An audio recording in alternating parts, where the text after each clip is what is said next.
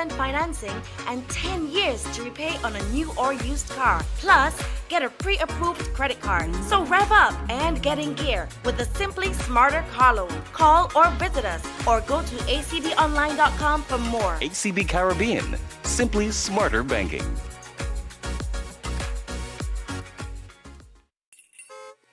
Jingle your keys and get in gear with a car loan from ACB. Drive away with a loan that fits you. Get up to 100% financing and 10 years to repay on a new or used car. Plus, get a pre-approved credit card. So rev up and get in gear with the Simply Smarter car loan. Call or visit us or go to acbonline.com for more. ACB Caribbean, simply smarter banking.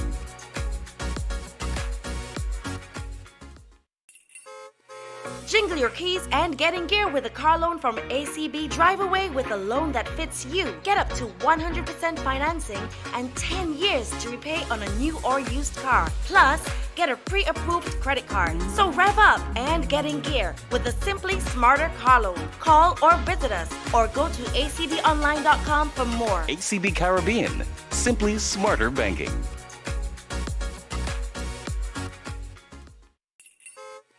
Jingle your keys and get in gear with a car loan from ACB. Drive away with a loan that fits you. Get up to 100% financing and 10 years to repay on a new or used car. Plus, get a pre-approved credit card. So rev up and get in gear with the Simply Smarter car loan. Call or visit us or go to acbonline.com for more. ACB Caribbean, simply smarter banking.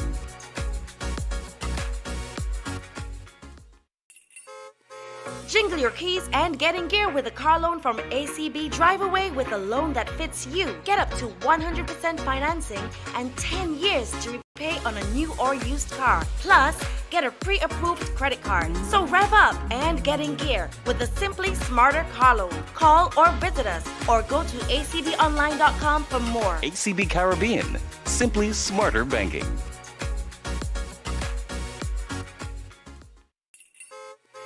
Jingle your keys and get in gear with a car loan from ACB. Drive away with a loan that fits you. Get up to 100% financing and 10 years to repay on a new or used car. Plus, get a pre-approved credit card. So rev up and get in gear with the Simply Smarter car loan. Call or visit us or go to acbonline.com for more. ACB Caribbean, simply smarter banking.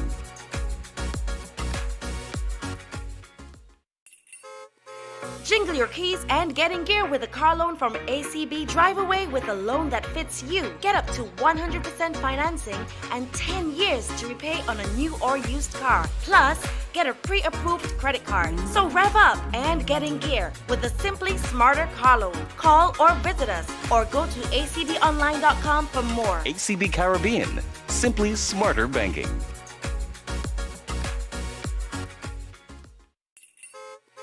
Jingle your keys and get in gear with a car loan from ACB. Drive away with a loan that fits you. Get up to 100% financing and 10 years to repay on a new or used car. Plus, get a pre-approved credit card. So rev up and get in gear with the Simply Smarter car loan. Call or visit us or go to acbonline.com for more. ACB Caribbean, simply smarter banking.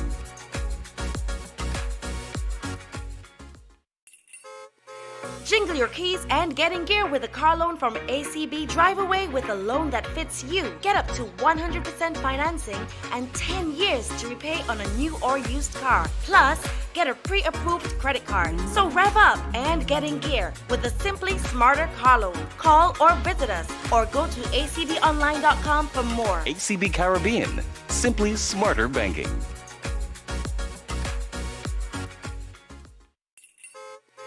Jingle your keys and get in gear with a car loan from ACB. Drive away with a loan that fits you. Get up to 100% financing and 10 years to repay on a new or used car. Plus, get a pre-approved credit card. So rev up and get in gear with the Simply Smarter car loan. Call or visit us or go to acbonline.com for more. ACB Caribbean, simply smarter banking.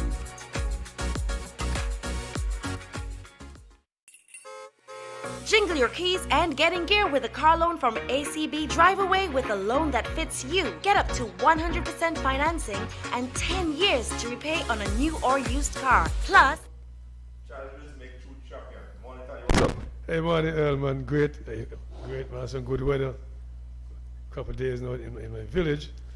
You know, I was on the water, you know, so I think it get the water happy. True. So, but yes, I went to a funeral Earl when I went normal thing these days for Wallace at Boland's. And he had a great turnout. They said, boy, all the people in Wallace funeral, but they said, fuck, Wallace was a good football. He didn't know football business, they cricket, man. Yeah, the guy said, Wallace played football, good hoppers and all kind of teams. So it's a pleasant surprise, you know. And he's a very good, talented guy, you know what I mean? So I was in Jolly Harbor there, so I didn't go check myself. That's how much I was really check. I mean, it's getting a little bit busy, you know what I mean? But all is well so far. And hopefully we'll get some good weather so we can play some cricket this weekend. You know, the season coming to an end. Well, this test match saw me play a bit, you know. When you're a test match, you can't play. But, hey, cricket has to go on still, you know what I mean? Well, as a matter of fact, your partner invited me to test match on Thursday, and you his birthday was on Thursday, right? So we up in the hills, and your partner came by Kuma, you know, so we had a long little stint there from midday until 8 o'clock, and we showed up, you know, so it was a quiet thing, you know, your partner was there too, he came in the same day, she was short. Owen. Yeah, he left from England to playing airport up in the hills. You know how that works. Yeah. So, and we have some special guests here. Yeah, but before we jump on the special guest, oh shit, boy, that boy. That boy, Earl. That's kind of say why when you shot, so that's what cameraman zoom in, zoom in, cameraman, zoom in. Like he's when you shot, as I said, so let me show me a squad, you know. You can zoom in, I'm not sure it's in there. So let's see. Can't see there. Go up. Go some. Yeah. You can see there now. So it's everything is in there too. Where I can type it in.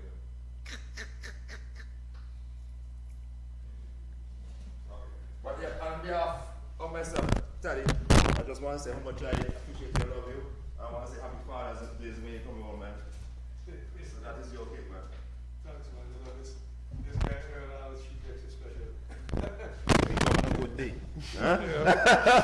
On a good Like I said, You know, Earl, so- yeah, she makes it special, you know, like I said last week, and I keep saying, like I said to Puma last week, I think it was, when I used to go pick up Earl, going to Comprehensive, to take him to the factory cricket field, and I'm going to the alley, and his mommy and daddy outside, and they see me coming, and they call, Earl, your daddy here for you. So, hey, I earned the name. Thank you, Earl, as usual. You're welcome, man. And let me say good morning to my special guest. Let me say good morning first to Coach Lou. I get it right? Coach Lou. Coach Lou. Yes, sir. All right. Tell the audience a bit about yourself. Wagwan, it's your boy Coach Lou, man. You know what we came to do. We're gonna learn from the past, pray for the future, and we're gonna turn up in the moment. So, like you were saying, my name is Lou, short for Luby. I got some good roots coming out of here. Ursa Luby, Barbara Luby, Patsy Luby, also related to the Riches. Shout out to Alyssa. Recently moved down to Antigua about 7 months ago. Former collegiate D1 athlete, played D1 rugby for Kutztown University. Moved to Florida about 10 years ago, and I started my career as a youth athlete coach. In that time, my program, the West Orlando Jags, we have racked up 4 national champions and 11 Super Bowls. Wow. So that just means that throughout the state of Florida, we won 11 times, and through the nation, we won 4 times. So I really love sports. I really love working with the kids. So that's what I came down here to do, bring my talents to Antigua and see what I can do and give the kids some opportunities. Beyond school, beyond sports, just give them mentorship to get to the next level. Hold on there. Did you say Barbara Luby? Yes, sir. Family. Patsy Luby? Yes, sir. Give me a break. I said family. Giselle close family. Oh, okay, see, when it comes to family now. Jean. Okay. You see how some girl, Barbara father, Giselle godfather. Okay. Patsy, same connection. Okay. Chicken Island guys. You know Poke? I know Pope, maybe even know Pope. Poke is my mom. My daddy. Yeah, Pope did that. My mom's father. Yeah, what, okay, I know Pope will since my small one. I know Okay. Pope in 61 and so. Well, see, we're family now, so you can be Yes, sir. comfortable and have some good time. sir. Let's small world. Let's say good morning to the PRO, Elected Association, Mr. Kesman Anthony. Morning, what's up? Morning. Pleasure to be here as always. Tell me something, Kesman. I will ask some questions, you know. I just tell you, I'll go have a little thing with him from 10:30. You have to go off to stuff. So, PRO, how have been your journey thus far for the PRO? Pretty good. A lot of work. Not that I didn't sign up for it, but somebody has to do the work. You know, we wanna let the association be seen in a light that is very transparent. So we want to be very forthcoming with the public. So it's been a good journey thus far.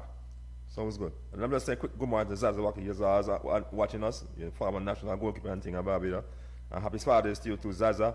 And let us know if the sound, well, I know you tell me the sound is awful if you can't hear us and stuff, because I know you mark me very hard. So I appreciate that. So keep watching and let me know if everything is going smooth, Zaza. In terms of you, Kesman, I see you got a recognition.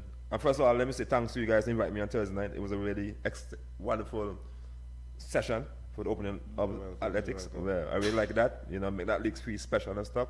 So I hope and pray that this not only be a one-off stuff. Every year that will happen, because as athletes, whether sports, any sport discipline, you want to feel appreciated when you go represent the nation. But sometimes nobody really recognize you and stuff. And like, I do some hard work for carry the nation on your back. So what y'all did Thursday night was really good. So let me say kudos to yourself, to Shauna and the team. Well done. Thank you very much. Like you said, it would not be a one-off thing. This is something that the president, Shauna Charles Joseph, has implemented, trying to build a brand for the sport itself. So this is just separating the competition from the formal setting of track and field, so to speak. So it will be something that we'll be looking forward to do every year going forward. Bigger and better every time. Sounds good. And in terms of the recognition, how I felt when being recognized, because I thought that was a nice, excellent gesture to be recognized a few guys. I didn't expect it. Right. As you saw, I didn't know if you see when I think I was having a conversation with Nito Baptist at the time, and all I heard was my name, so I just acknowledged it, and then I think somebody said you need to go up on the stage. Right, So yeah. I didn't expect it, but it's good. I mean, it's good to be acknowledged for the work that you've been putting in, not myself alone, as well as you and Daly and Sonia Williams, the president, seat fit, you know, the tireless work that we put in day to day to get the function of the association running smoothly. So it is a great gesture. I mean, I look forward to, you know, continuing the work that I've been doing, and more recognition as time goes by. But I'm not only doing it for the recognition alone; it's for the love of the sport also. True. I like that. And in terms of the National Olympic president, he said a lot of things that register in my mind. So I will jump right into some stuff that he said. In terms of the warm-up track, now, I heard that is 80% completed. When will the next 20% you think can be? Yes. With the collaboration of the Commissioner of Sports, Mr. Colin Green, he's been very instrumental with what this new executive has been doing, working along very well with the president. Public Works have started the civil works on the warm-up track a few months ago. Due to the elections, after the election, things were paused for a bit. However, we've been made to understand that Monday, right after the Nationals on Saturday and Sunday, Monday they will be back in Yasko to do the complete civil works of the warm-up track, which we should be getting at least by August with the resurfacing of the main track facility. Sounds good. That is a mandate from Pan Am Sports and World Athletics. We must have that warm-up track in before we can get that track to be recertified again. Sounds good. And in terms of that donation, he spoke about the $10,000 donation. That should also assist in the terms of athlete. Very unexpected but forthcoming. We appreciate it very much. You know, track and field is a sport that is very expensive in itself just to get the athletes the way they're supposed to be. Right after the Nationals, if you allow me, we have Pan American Games in Colombia. True. From the 26th to 28th. The following weekend, on the 3rd to the 4th, we have OECS in St. Kitts. Following weekend in Mexico, the 10th to the 12th, we have NACAC on the 18th and the 23. So we have basically 3 competitions back to back, and it's going to cost a hefty penny to get the athletes here. So any contribution from private public partnership is very welcoming. You know, the NOC has been on board with us for a while, so we appreciate we're thankful for the commitment made by the president. And in terms of the athletes, so how you get an athlete prepared for all those back-to-back competitions, how mentally, physically, emotionally, and stuff like that? You have team in place to make sure you manage that. Well, one of the things we did as the selection committee, we try to protect the athletes. We won't have all the athletes compete at all the games, Right. just for to preserve them, so to speak. So what we would do, we would itemize which competition these athletes go to, because you want to prevent burnout, you want to prevent fatigue and all that. True. It don't make sense you're leaving. It's not to say these competitions are on land, on the mainland. You leave from here, you go somewhere, the traveling, the jet lag, all that has to be taken into consideration. So we basically earmark which athletes will attend the various meets, but I can guarantee you one athlete would not do all 3 meets. Okay, sounds good. And in terms of next thing yesterday he said, which is so true, coaching. Coaching seems to be a sore point. And I was supposed to anything about you. And he said something that jumped out at me too, in terms of coach. And coach will say, me develop Earl Richards, so me have to take the credit and all. But it's all about the athlete, it's not about you, the coach. So if you know that you can't take that athlete any further, with any sport discipline, nothing wrong with passing out to the next person and stuff. But at the end of the day, you were part of the development, and you should be happy when that person goes to the international stage now and do well. You should feel proud. So I think it's a stigma or something that we need to get out the coaching guys and Antigua, maybe coaching session and development program and stuff to let them know what's up. I grew up in this, right? Right. This entitlement from the coaches, they sort of think that they own the athlete. Right. A lot of times it's my athlete, you know. Correct. Even if the athlete leave the club that they're in and go to a different club, sometimes it creates a problem, but it should not be. You know, because a lot of times, even though the athlete leaves, sometimes they come right back to where they started. So, in relation to what the president of the NOC said with this, taking the athletes to the next level, I think we do not have the, I wouldn't say facility, but I would say the capability of getting athletes there previously, to knowing what it takes now to get these athletes, the young athletes that we have here, to the next level. So, I mean, I agree with him to an extent. You know, once these athletes reach to a certain age, we need to get them off to more seasoned coaches that would have gotten athletes there before. You know, just that, so not even to waste their career, so to speak. Correct. Because we have a lot of athletes talented as a junior athlete, but to make that transition from junior to senior, it just never happened. And these are the athletes who have remained in Antigua. True. For the ones that have been, you know, gotten scholarships and travel overseas, we see the difference that road played for them. So I agree with the president of the NOC. I also agree with him with getting the coaches more knowledgeable.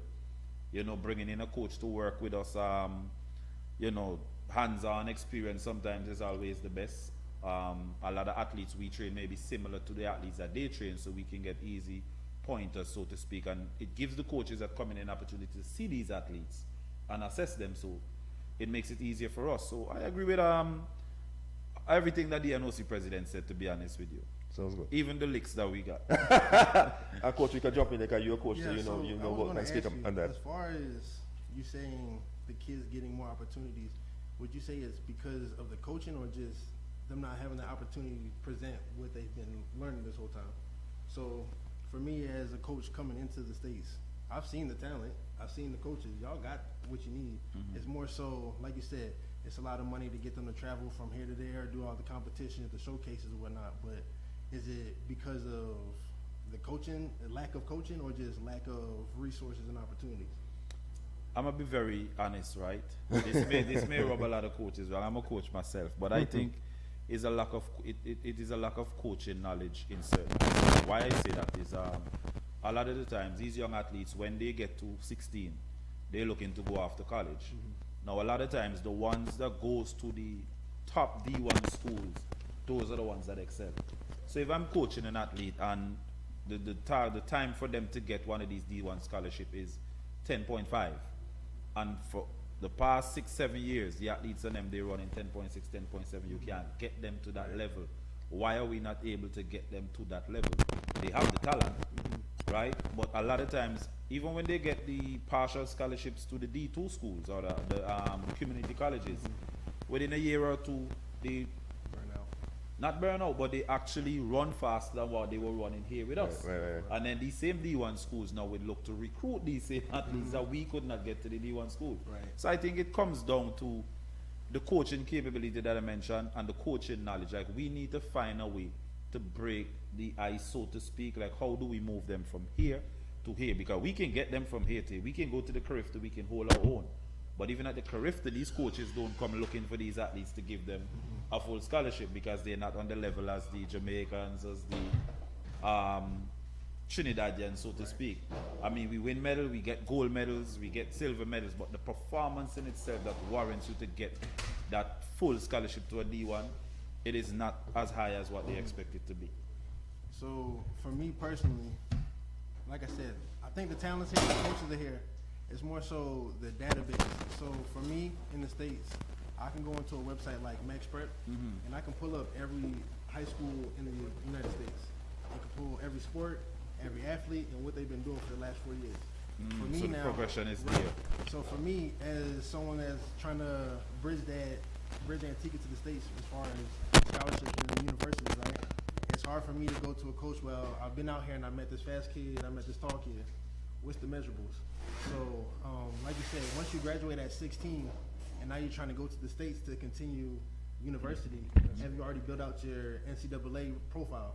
So to get recruited and to go to college to play sports, you need that profile to get started. So for us, we'll start with our kids. We don't go by form. So let's say at the age of 13, 14, you already start your profile. So at this point, once you hit junior year, 14, 15, so about 16, 17, now you can officially be recruited. So now colleges can offer you and everything like that. But if you don't start that process sooner, now at the age of 16, 17, I've been looking at kids in the States since they were 13, 14. So you're tracking the progression Right. every So year. like for us, for West Orlando Jazz, as a national program, I've had in the last 4 years, 3 kids get their first Division I offer at the age of 13. It's just because they're out there being seen. They're doing the showcases, they're doing the camps, and they're separating themselves. I wouldn't say our coaches are any better, our athletes are any better. It's just literally the opportunity. Like you said, being able to come out to these events and then they're recognizing what you've done for these sports. Right. For me, growing up, I'm from Philadelphia, so I've seen Kobe Bryant come to my high school. I've seen the LeBron James, all these big athletes come to my school, and then that's what motivated me to, all right, let me get to the school and let me get to class, let me do my work so I can be in that position. But if the kids aren't seeing what happens after I do schoolwork and everything like that, then it just dies off. So I think as far as us in sports, we just got to big it up and big up our athletes. Like, no, this athlete went off and played professional, and that's an Antiguan athlete. Like you said, we don't need to take the credit as far as a coach, but as far as the kids, just know you put it on for your country. So every time when they introduce your name, there should be that Antiguan flag next to your name. Every time you do Olympics, college, it should be this athlete from Antigua, this athlete from Antigua. So from there, that's when we're going to put on and grow as a country together. But like I said, I don't think it's so much as far as talent. It's just we got to get those kids in front of the coaches. Sure. Coaches, like you said, you got D1, D2, D3, JUCO, junior college. As long as we can get you into this program, now we can work and grow from there. But like you said, it's the opportunities. It's not till you go to a college showcase and then you run your 40 time in front of that coach. I've seen kids, coach walk up to your handshake, here's your offer. It's just because I'm there. If they don't see the video, if they don't got the highlight tapes, if they don't have the profile, then you can't build off of that. So that's the big thing. So like I said, you have Max Prep that shows you every school, every kid, and all their stats. It shows you their GPA. It shows you, you don't do GPA, so just like your grades overall. Right. High school diploma we right. use, yeah. All the information in one place. So now, even if the kid doesn't have a coach supporting him and showing him what to do, all you really need is, I got this profile, I got a highlight tape. You can email every single coach in the States. Hey coach, I was interested in your program. This is my GPA. This is what I've been doing. This is my height. And then we can go from there. But if you don't have that profile to present to these coaches, now it's just going off of the word of, oh, he's a Luby, so I know he's got good words and good ties. No, I need to see the proof. So, but again, I think we got exactly what we need here. We just gotta, whether it's a showcase in Antigua and the college coaches that are coming out here, they all have off season. So if you present it to, hey coach, you want to take a week off, 2 weeks off, we're having a showcase, a bunch of speed, talent, you can take some time off, get away, and you're going to see all this talent.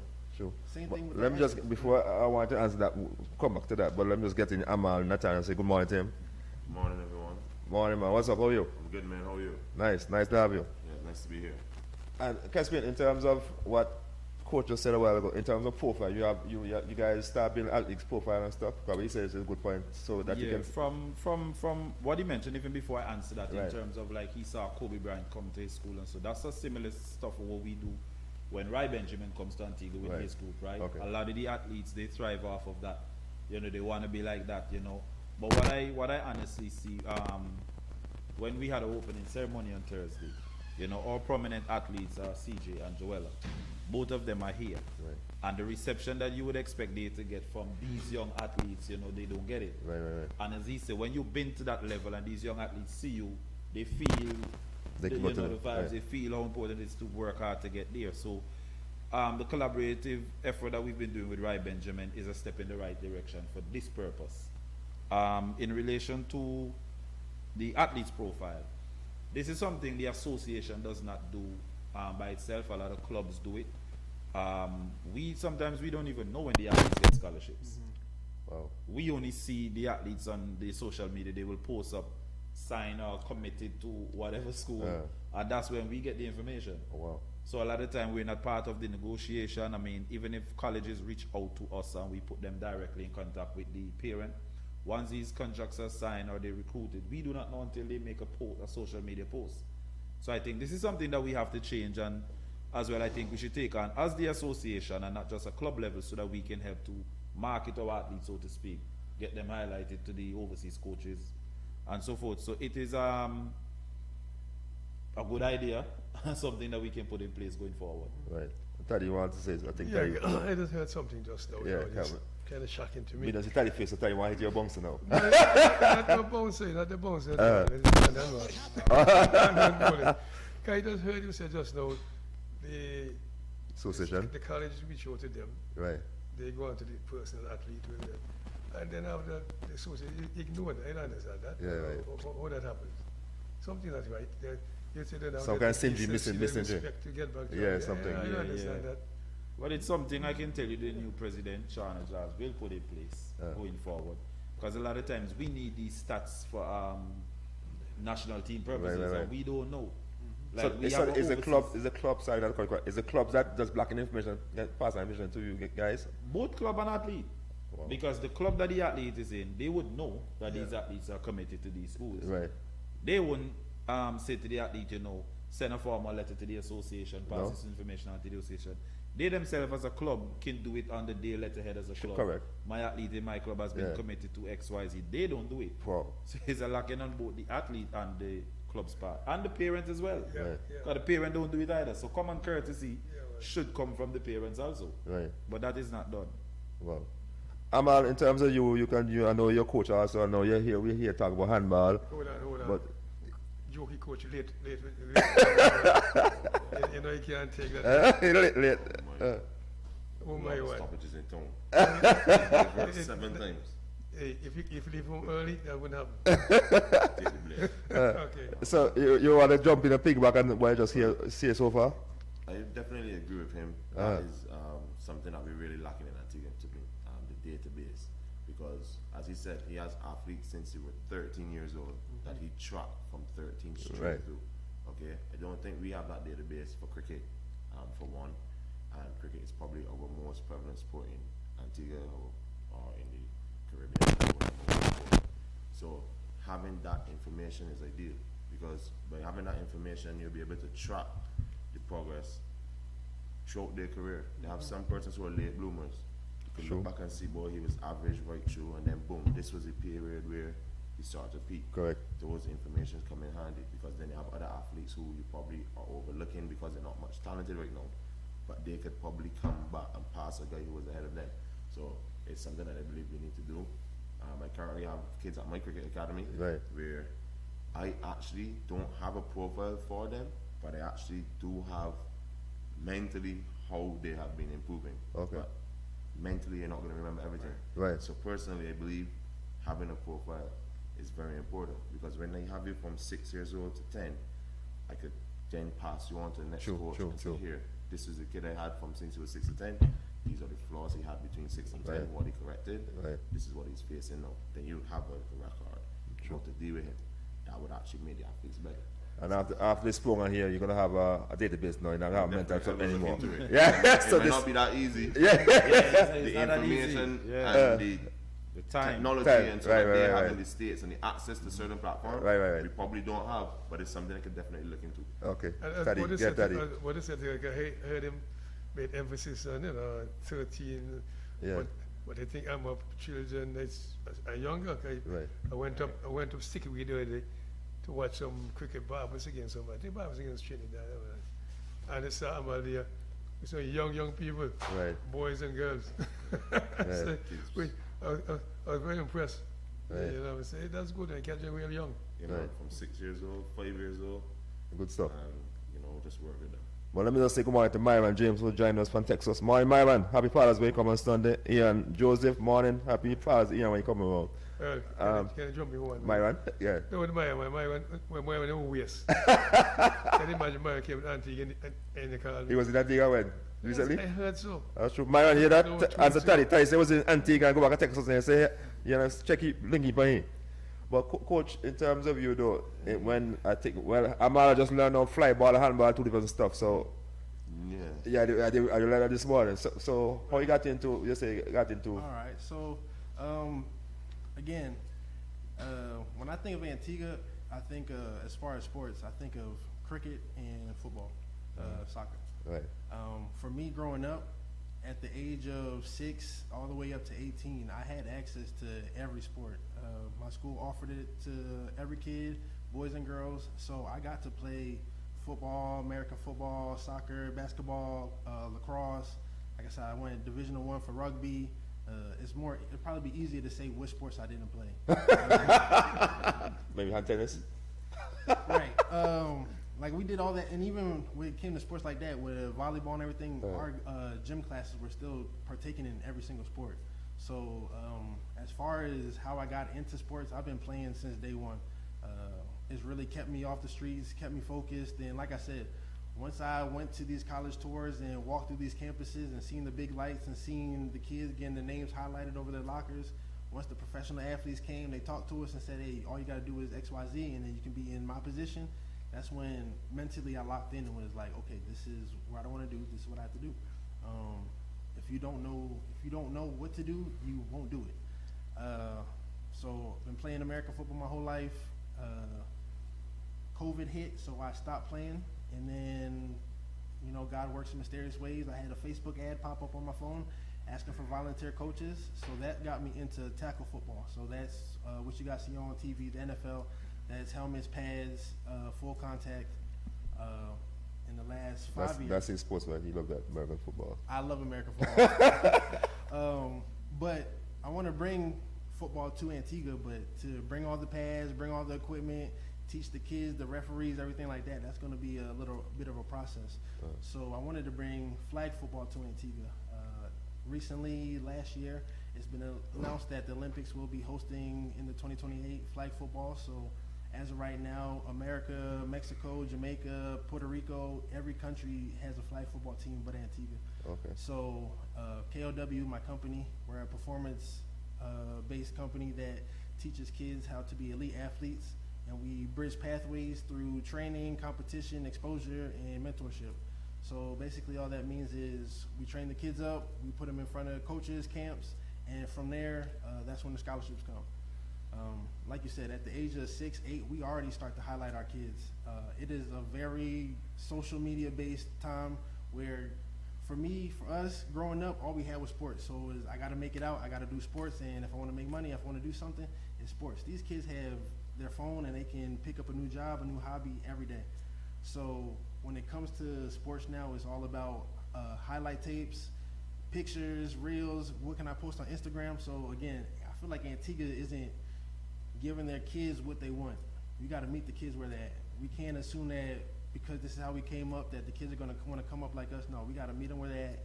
We got to bring the camera crews out, the videographers, the photographers, make the highlight tapes, and we got to make these kids want to represent their country. Like you said, ain't no possible way that I trained a kid and I introduced you to a coach or college and you just disappear. Especially as universities, if I send you a kid and he performs at the highest of levels and you make him better and all this good stuff, that university should be coming back to Antigua every single year. Hey, coach, Who do you have? who do you have? Yeah. I know you, last kid you gave me produced. He's a national champ. What else you got? Who's the next class coming in? Like you said, that's where the database comes in, where I can see, okay, this kid graduates in 2028, 2027. He'll be done this year. He's got all these grades. To be in the NCAA, there's, I think, let's say 20 requirements where you have to have a certain GPA, you have to take certain classes. I have a bunch of kids even in the States that they'll fly through their 4 years thinking, well, hey, coach, I took art, I took gym class, I got an A in all these classes, but no, it's a graded level. So these kids are falling back and having to go to junior college because they didn't meet those requirements. So to say our kids are reaching to 16, 17, and then, okay, go out into the world and find a school that's going to take you, that's not going to work. The only way that's going to happen is if you show me a kid that's 6'8", 200 something pounds, and he's just a freak athlete. Until that happens, I don't really see that happening. So we got to start young. We got to push these kids at the age of 10, 15, 12, all this good stuff at the younger ages. So when they do hit 16, 17, here's your profile. You hit up whatever school you want to. I'll hit up the schools I know. And now you can actually have an opportunity. If you don't go D1, that's just because of the work you've been putting in. Again, I think the coaches are here. We can show these kids how to get that 10-7 to a 10-5. And that's all off technique. I don't think you need a better track to break the time down. It's just, again, technique. So whether it's the coaches doing clinics down here, us going up and just bettering our knowledge for football every single year. If you want to coach, you have to take a clinic. It's a weekend clinic. We all learn from the top high school coaches, the college coaches, and you just pick up new information. So it's not about, oh, I know everything and I'm the best. It's, no, let me just add more tools to my repertoire. As a coach in the States, if I look to my left, I look to my right, there's a trainer in every which direction. And I tell my kids, go out there, pick up some new tips, pick up some new terminology, and then you come back here and we put it together and we just make you a better athlete. But again, we got to build that ecosystem that ain't no way a coach comes here and then just takes our kids and that's it. Again, the second you get offered a school talks to you, we should be online saying, hey, this kid just talked to Tennessee, just talked to Florida. Even if you don't get picked up, let's get that word out there. Like you said, the athletes that are here. The only reason I know about sports in Antigua is because as a coach, when I first moved down here, I typed in sports in Antigua, and I found the Facebook groups. Okay. I only know sports because of the Facebook groups. It's not like the news and the broadcast and the radios are saying, well, this person's here and and they're doing autograph signing and they're donating backpacks. We don't get that information out there. We need to get this out for the people that they understand that. Well, it's so strange that you say that, Kessoon, because the president for NOC mentioned about that. The media here only lash down when athletes do bad. That's the only time they do the build and profile of athletes and stuff. So he talked right into what Chet was talking about Thursday night. I mean, it's standard, you know. Why I should say, the road to get to that level for any sport, it is standard. Right. So it goes to exactly what he's speaking to in relation to that. So, I mean, the president was right on target. Like I said, I agree with a lot of things he said. But I still think the NOC can also put some things in place. True. To help the coaches in the various sports. Like your sport now is becoming an Olympic sport in 2028. So to get that recognized, you will need to have your association set up here, you know, in collaboration with the NOC. But I still think they can put some things in place. Look at St. Kitts, for example. They did a 6 weeks workshop with Glenn Mills. Wow. Yeah, he was over there. Few coaches I saw posting, like, what's going on there? They said this was under the auspices of the NOC in St. Kitts. You know, so they're doing things to get their coaches highlight. And I was asked a question a few days ago on another program. This year at the NCAA, we didn't have any athlete competing in the NCAA Outdoor Championships. How come? Right? So it goes back to exactly what I'm saying. The kids that we have here, to get them to that level, to get into these deep, and we have a lot of athletes in junior colleges and D2 schools up there, you know. Right. But the NCAA, which is the creme de la creme, to get these athletes to compete to the outdoor championships, we had none. The last athlete we had was Joella Lloyd. Wow. Right? And I think she made the finals in the 100. I don't remember her placement, but when you look at St. Kitts have 4, 5, 6 athletes competing there. Right. And the coaches in St. Kitts, they always do workshops, they always do clinics. Right? They have been David Riley, these guys from Jamaica comes in and give clinics from time to time. We're not doing anything. We're still stuck in the old ways of doing things. And like he mentioned, you know, he would say, go and get tips from these coaches. In Antigua here, Yeah. his coach don't even want the athlete go across the track to speak to another coach. But that's What? They don't even want But these that, athletes. but that now better that league. Exactly. That league. So it's Listen, we were in Grenada last year actually, and I said something to an athlete when he finished run the 100. I said, listen, you didn't execute the race the best, you know, you rush your drive phase, you didn't transition, it wasn't smooth enough. And by the time he get back to the warm-up track, his coach say, what guess when they say to you? It's like he was explaining to me, no, nobody with that, you know, and that is the mindset that we have. Wow. So sometimes you have coaches that see some things you don't, True. and Of they course. can help, but You want to jump in there? Because you're coach in the system. Well, go ahead, you're not getting trouble. I hope you're not getting trouble when we talk. No. So But, you can talk honestly and see what you realize. Kesman talk about his in field athletics way in terms of the coaches, how they go on. You can speak and tell us what you think. I think that in every sport, Yeah. different coaches operate differently. Right. But at the end of the day, there's one core that remains like a problem or something good in every single sport. So all of us have different positives, different negatives, but it all relates back to the same thing. So for Right. example, I just want to change it a bit. I started handball. Correct. A lot of people didn't know what handball was. Right. I would have played it in Barbados when I was living there. Right. Just for like about 6 months. Then I moved here. Right. And they had an association, but then it just stopped. And then this year, they had a tournament in St. Kitts, Right. international tournament. Uh-huh. So they had handball, and a lot of persons in Antigua didn't even know that they had like trials and stuff. And you know, whoever got the information went, and they performed well and so forth. And we went to the tournament, Right. and it was crazy to see like this is an international tournament. You had teams at USA, Trinidad, USA, Canada, Mexico, Puerto Rico. These are some of the best handball teams in the world. Right. You understand? So we went down there with a good team, but maybe if we had publicized it More. more, Right. maybe we could have gone with an even better team. True. Even have a better showing. Right. And you know, that is a sport that let's say is going to be new in Antigua. Yeah. The kids that we played the team with like 17-year-olds and 16-year-olds. Wow. And they destroyed the tournament. You understand? They've been playing for years. Yes. So to bring a sport like that now to Antigua, and then you have, you know, big people now learning it. Yeah. Kids all over the world are Right. really dominating it. So for me, when you bring different sports in, you want to try to get a grassroots Correct. as early as possible. Yep. Because they're going to be the future. I mean, those who are here now could just run it Right. in the meantime. Correct. But if you really want to dominate, you got to build it from the ground. Yeah, up. You understand? So, same principle. I saw y'all at the track practicing. Yes, we were at the track I saw practicing. them practicing at the track Yeah. a few weeks ago. I think it was last week or week before. Yeah. I was like, what they doing? Yeah. You know, I didn't even know. Yeah. Because when I came in earlier, I thought he was the handball, and I said, nah, I think Heather Samuel was saying to me, because Teddy Daly was there, and Keston Daly was there. And I was like, what they doing? What they doing? You know, she says handball, they practicing for the team that went to St. Kitts Yeah. to do A the tournament yeah. with, I think, Duran also was there. But I didn't even know there was any sort of, what you said, no, you mentioned tryouts. Tryouts and Yeah, stuff. I didn't Yeah. even know. Yeah, right. That's the first time I I saw see them that. up there Right, practicing. right. And you know, it was new to me, and I kind of like it. Right. You know, the whole sequence of it. I don't understand it one bit, but just looking at it from the outside, it looks like something that the young people would like to be a part of. Right. The run, the jump, the throw, Right. the agility that comes with that Right, particular right. sport. It needs young somebody like Oh, me buddy. can run and jump. Well, that's why we So can it stay. needs That's the why we young can stay. people. As to me, the handball thing, it's Yeah. cover the whole body, so that's why we can stay. So you can So stop. young So- people should look forward. Yeah, to so Amar, you can tell us here as the panelists and tell the audience about it, you know, Man, so we can learn it. Yeah, handball is a nice sport. It's an international sport, as I said. Then they incorporated the beach handball aspect. For beach handball, you have a team of about 10, right, but you have like attackers, you have defenders, Right. you have attackers. So your attackers will go forward and attack. Right. When you lose possession of the ball in beach, Right. the attackers have to come off before anybody else could come on. right, So every single person that come off has someone who's going to replace them, and then you get back and you defend.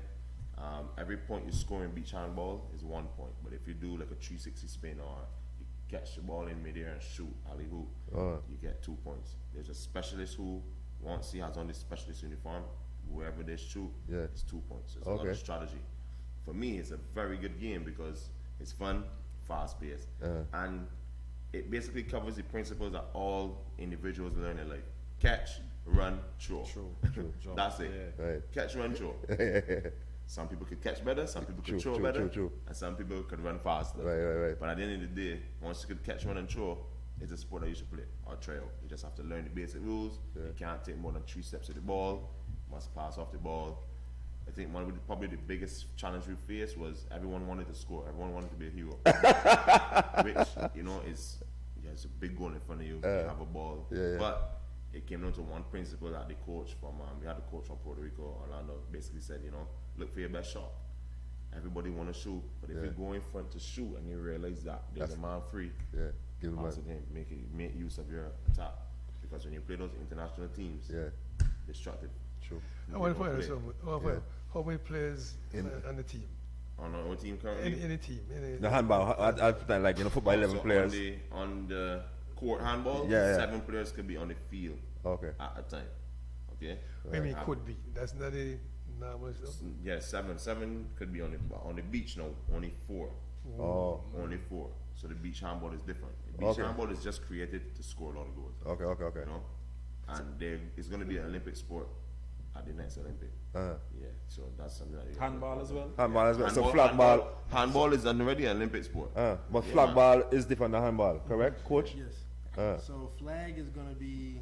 And before I answer that lady asking you, TP Micah, is it true, Coach KOW, Alex starting, I think a football league for boys and girls, for boys only? You're starting a football league? Yeah, so it's not gonna be just for boys. So Oh, well, tell her that it's not for boys, like, sure, it's boys only doing it. So KOW Athletics is bringing flag football, the first Antigua flag football league to Antigua. We're gonna open it up for kids ages 8 to 18, and again, like you said, we're And just both trying- genders, make it both clear, genders, both yes, genders, okay. It's actually girls flag football is way bigger than boys flag football right now. And girls only bigger. Okay. So girls are getting college scholarships to play Okay. flag football. Like you said, it's going to be in the 2028 Olympics. Right. It's a growing sport, and every island in the Caribbean is playing but Antigua. Oh, okay. Like you were saying, whether it's a new sport or not, Antigua just needs more sports and more activities for the kids to get out there. There's a plethora of sports in the Olympics that Antigua's not taking part of, but that shouldn't be the case. So we're going to bring down flag football, and all that is American football, but the safe version. So it's 5-on-5, no tackling, no contact. The kids wear flags on their waist, so the defenders will pull the flag, and once you pull the flag, you're done. Next play. Awesome game. Like you said, same basic rules of if you can throw, catch, and run, you're good to go. The positions are a little bit about the same. You have a quarterback, you have a receiver, but July 11th, I'm gonna be hosting my first clinic here.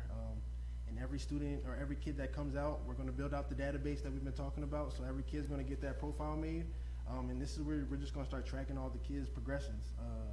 We'll make it a website, and the kids can go on there and just, even if it's not for college, just to have bragging rights of I'm the fastest kid in the 100, and it's right here.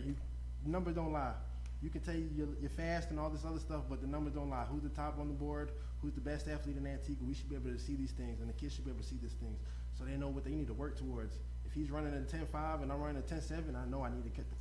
I know what I need to do to cut this time down. But like I said, at the clinic, we'll be opening up the database, so every athlete that comes out, they're going to get that profile made. And then the last hour, we're going to introduce flag football. So we'll break it up into teams, 5-on-5. We'll have some footballs. We'll teach the kids how to throw the ball, catch the ball, and it's just going to be a good introduction.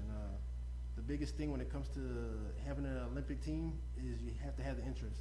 So the more kids that come out, the bigger chance that we're going to turn this into Olympic sport. I've already talked to Island Academy and brought KLWs over there as a pilot program. And again, what I'm doing is think of me as a athletic guidance counselor. I'm just helping the kids build out their profile. We're gonna get them in contact with schools, and the program is to build out Antigua. It's not about KLW being the household sports program. I don't care about any of that. I don't need the coaches to know. It's Coach Lou putting the kids on. As far as the kids from Antigua are going out and they're representing their country and they're coming back and talking to the kids, and it's just an athletic ecosystem. We got to work together. To think that you're going to go out to the States into this big pond and just succeed by yourself is not going to happen. You need your community back home to really put on for you. So when you are going to these competitions and we're on Facebook Live and we're putting on for Antigua and you see all the flags in that for Antigua in the comments, We need these things. So like I said, we gotta really just big up the sports in Antigua, not just flag football, but handball, cricket, everything. It's not, we're so stuck in the prehistoric time. It's time to, like I said, meet the kids, come to social media, post every day, and just let everyone know what's going on. There ain't no way that we have a national team, don't nobody know that they have tryouts. True. Even with the competition this weekend, I only know about it because Athletics? athletic. Oh, that's in the PR right there. Dig him I inside. only know that because it's not out there. I should be seeing this every single day. I should be seeing all the athletes that's going to be competing out there. But again, Build a profile. right. It says here profile. For No me, why. I found you guys on Instagram, and then I literally just looked up who was following you, and then that's the athlete. Let me follow him. That's the athlete. Let me follow him. I'm doing the work myself to have to find an athlete. They should just be out there. I'm representing Antigua at the highest level. We got 3 competitions coming up this next month. We should know every competition. We should know every kid that's going into those competitions. We got to big these kids up. We got to big up our coaches. We got to big up the athletes that's been doing it before us. And then that's how we really going to So, take it Coach to the next Lowe, level. I got to challenge you now because of your experience and background and stuff too. We are close with this man so you can get that database set Yes, up sir. for that and stuff. And so, again, amen it's for that. for all of Antigua, it's not just this school, that school. Once the database is built out, the coaches, the clubs, they just come to me with the information, and once it's plugged in, it's plugged in. Right. And then again, the computer's going to do its job. So after the first 1, 2, 3 years, you're going to see, okay, after 4 years, he's collected 5,000 yards rushing. He's got this many catching yards. He's been doing this in cricket. He's got this many goals in soccer. This is his GPA. And again, now whether it's the program, the coaches, whatever, we should be giving this out to the schools. And once they see we got athletes, them coaches going to come. True. There's a gabillion universities in the States, in UK. It's not just the States. There's universities all over the world. So if they don't know about Antigua, most people don't even know about Antigua. They still pronounce it wrong. Get. I always tell people that naturally the Caribbean have a lot of raw talent that just never got harnessed. Right. You understand? You find, like the other day I was batting Yeah. at cricket practice, I hit a ball for 6, the ball rolled. Yeah. And a kid was playing football, he run, pick up the ball, and he threw the ball from the football field onto the pitch. Right. I jumped, I said, Wow. oh, I stopped, I ran to him, I said, hey, Yeah. for sport you play besides football? He said, nothing. Right. I said, haven't played cricket? He said, no. I said, catch this ball. Wow, sure. I threw like 5 catches. Yeah. And he don't even catch him. I'm like, bro, why you don't play cricket? Oh, nobody never teach me cricket, so I just said, Yeah. it's okay. Meet me here next week. Yeah. True. And I've been working with him. Okay, nice. And he's at Potters. Okay. But just to show, we got kids who Natural. we just got to Yeah, introduce them yeah. to the sport. Yeah. And for my academy, I have a cricket academy, Yeah, a yeah. really cricket academy, and my kids played about 6 different sports. Coach, okay, cricket is what they love. We're gonna give you 2 days. Right. But Wednesday is golf. Right. Thursday swimming. Right. And Yeah. football. And then they play basketball at school. They play all the sports. Sports. Yes, they have their main sport, they play all the sports. Yeah. And I like that because at a young age, feel all the sports. True, See true. what's going on. True. By the time you reach 10, 11, you're gonna see they're gonna Which make one the won, choice yeah. and they're gonna gradually go into the one and line it with them. True. You understand? Yeah. They'll be talented and all, but at the end of the day, you know. Like Yeah, I true. heard earlier, Coach.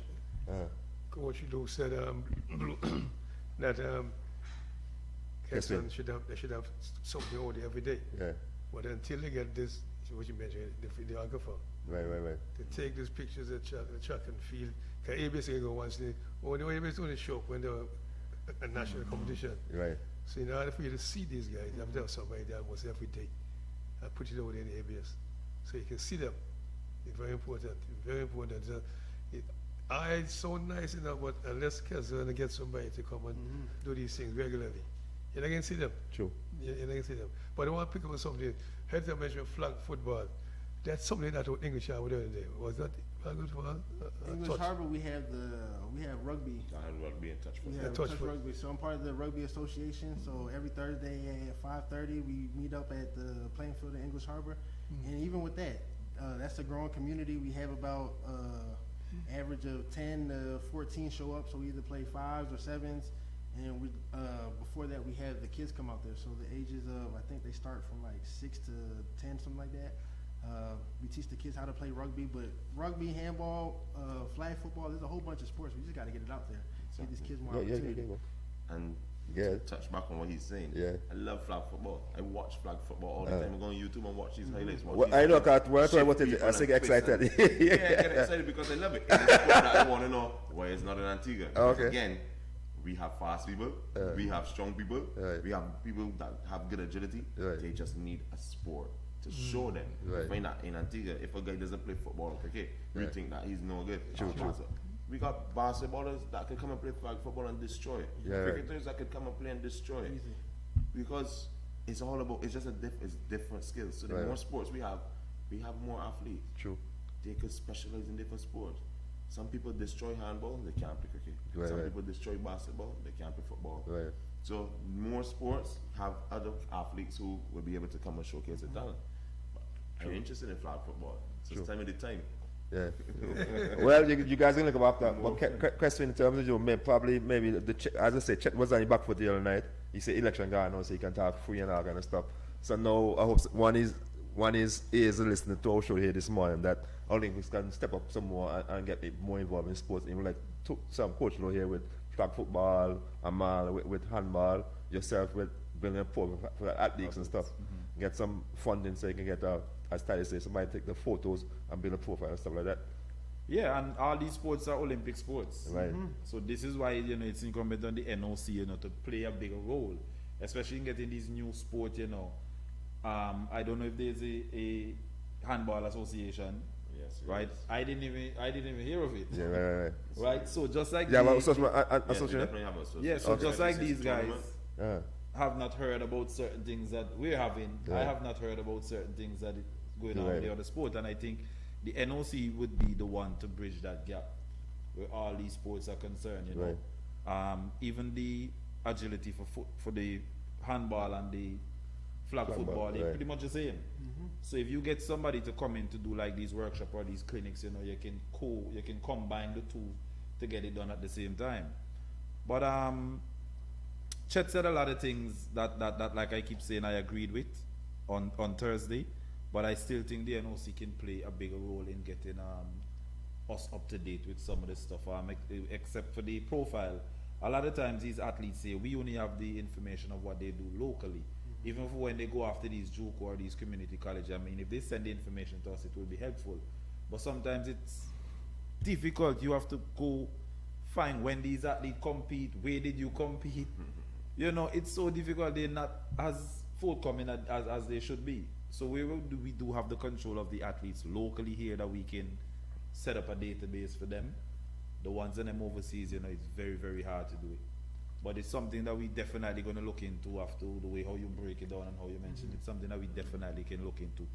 Because one of the things we usually say in athletics, once you're talented, you don't have to go look for the schools will come look for you. True. In the case of Tyra Fenton, right? In the case of Lanika Laka, she had an offer from 27 D1 schools. Wow. And she chose LSU, which is the top D1 school for track and field.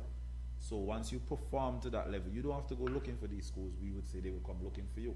But in order to get them to come and look for you, that is the part of it we're lacking to get you. So unless you're raw talented, I don't see a lot of coaches like he mentioned with the database. We've had athletes 13 years old, right, running a certain time, throwing a certain distance or jumping a certain distance. And they're 16, 17 and they have not improved. They have not improved. So it's not no fault. I don't think it's a fault of the athlete, because how can an athlete be coming to training every single day? But the coach himself now, like Amal was keeping a mental. Exactly. The coach not doing that then. Exactly. So you're focusing probably on one set of athletes while neglecting the others, right? And I've seen athletes that come to the track sometimes, and I tell you, they cannot run. Wow. And coaches will have them running, and they just cannot see the light. They won't try them in a field event. They won't try. I had, like he mentioned, he saw the guy that playing football threw the ball, right? I had a little 11-year-old when we had the cricket ball throw for our national youths. And he threw the cricket ball 65 meters. 65 meters. So I said, Winston, listen, this youth man here, he needs to play cricket. Yeah. Because he can't run, can't jump, so he can come to me 2 days to work on his conditioning and the speed and so forth. But I think cricket is his sport. Right? So it goes to show sometimes when you have these athletes, if you see that, okay, they're not excelling in your sport, don't hold on to them. Don't waste their youth. Don't waste the young age that they have. Push them into something else that they can probably excel in. I And want to pick up on something you said earlier, because you say your athletes, you get them to junior college or whatever, and you can't get the information from them. So how you still get them to take a team after that, the national well, team? we have to go and search for it. But a lot Why of you times, search that? If they don't come to you, why you need them for? it still goes to being there for your athletes. I should say, not neglecting them. Because I know how to find the information, but sometimes it's like you running in some of the meets and them they're not sanctioned right now. So there's some NCAA meets that are not sanctioned. Right. So if the athletes run a world record at that meet, and that meet is not sanctioned, it doesn't count. So a lot of times the athletes run at these meets and we cannot find the information for them. Right? So we have to message them, you have to ask them. But for Carifta games it's difficult. But you see, like for the games that we have coming up after the national championship this weekend, it's easy because we get to see them, see what kind of shape you're in. So if you were hiding 4 months ago, 5 months ago, you come home now, you're going to run now, so we're going to see what kind of shape you're in. And that is how we determine how we're going to select you. I have to go back and what I said. So if you don't hear about them for so long, 4 months, how you invite them? No, we don't invite them. Oh, they show up? They come home. Oh, okay, all right. Yeah, that's one of the criteria. You must come home to compete in the national championships to be selected. Okay, fair enough. Yeah, so they do come home. Coach, I see a smile when you're talking, so you No. pick back. You want to pick back anything? That's true. Again, not everything is meant for everybody. And you gotta, as a coach, you gotta work to these kids' strengths. When it comes to flag football, the first practice we go out there, everyone wants to be a quarterback and they want to throw the ball, but if you can't get it past 5-10 yards, then boop, you're done. If you want to be a receiver, but every time we throw you the ball, you drop the ball, boop, you're done, you're on defense. And from there, that's just how we play it. We're trying to put when it comes to tackle football, it's the best 11 on the field. So that's going to come from there. And then as a kid, if you want to get your playing time, if you want to get recognized, you got to put the work in off the field. Like you said, ain't no way I'm going as a 14-year-old and in 2 years I haven't gotten any better. That's just on you. That's on the parents. As coaches, for us, when we do American football, we would do Monday, Tuesday. They get off Wednesday, practice Thursday, and then depending on what level, so high school play Friday, the youth play on Saturday, NFL Sunday. But you got 3-4 days of practice, a game day. All this work, you cannot not get better. You cannot come to practice 4 days out the week, play on the game, and then not get better. That's on the coaching staff. That's on the kids. But again, out of 3 days, if you want to be considered an elite athlete and go Division I, these are kids that are practicing 7 days out the week. So I would have parents that would come to me, hey coach, I want my son to be better, so make him work out more. But he's got practice 3 days, and in the game 1 day, I want him to have some time off to play with his friends and play video games. Well, if you want him to go Division I, if you just do the history, Kobe Bryant really didn't have a childhood. LeBron James didn't really have a childhood. All they did was work, so they understood that at the age of 20, 30, I'm gonna be in the position I want to be, so I can party later on. Right now, they're trying to balance wanting to be like a rapper and an athlete, but you can't. You're disillusional. You think you're doing one thing, but your actions are showing another thing. So you say you want to be a D1 athlete, but you're staying up at 10, 11 o'clock, not getting enough rest. You say you want to be a D1 athlete, but you don't have the grades. So again, the kids that aren't right, if the kids aren't improving, that's on the kids. If you don't want this, we're not going to force you to play sports. There's more things in the world than playing sports. That's the big thing with KLW. Mentorship. We're going to teach these kids, hey, even if it's not sports, on the field, off the field, you need to be the best version of yourself. So pick what it is you want to do, and you got to push yourself. You got to get better every single day, even if it's 1%. Well, let me ask a question, because Christian said something earlier that he saw a leak on the track and just not improving. But as a coach, if you know you can't have an athlete, and when I look in the camera, took a lot of coaches watching, and all this playing cricket, football, and all that kind of stuff. Because I have a problem with a coach owning a player and the player not improving.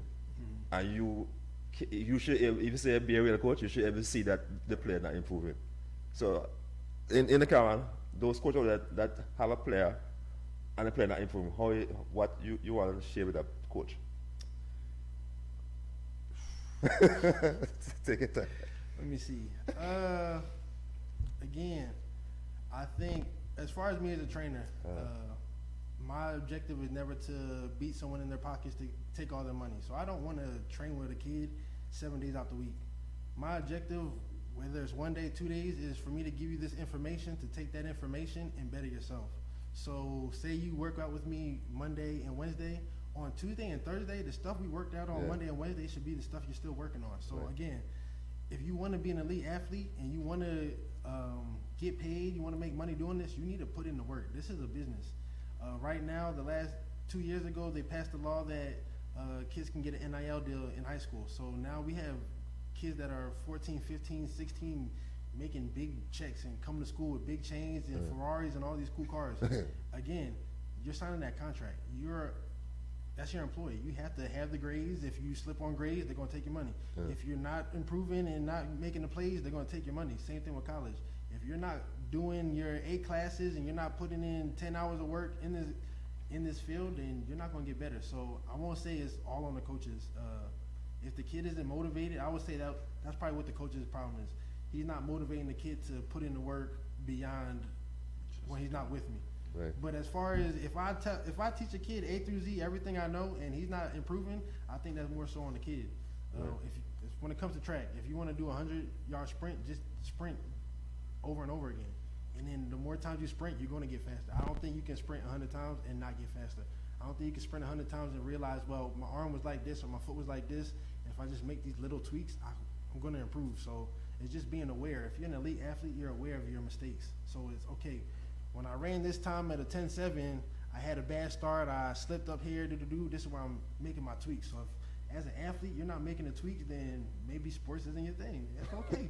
Good, Aman. To add to him Yeah. as well, I like how he answered the question based Right. on sometimes it could be the athlete not doing their homework. Right. I was telling a guy the other day, I looked at one of my kids and I was like, man, I can't believe you're turning 11 this year. Right. He's like, coach, I'm just 9.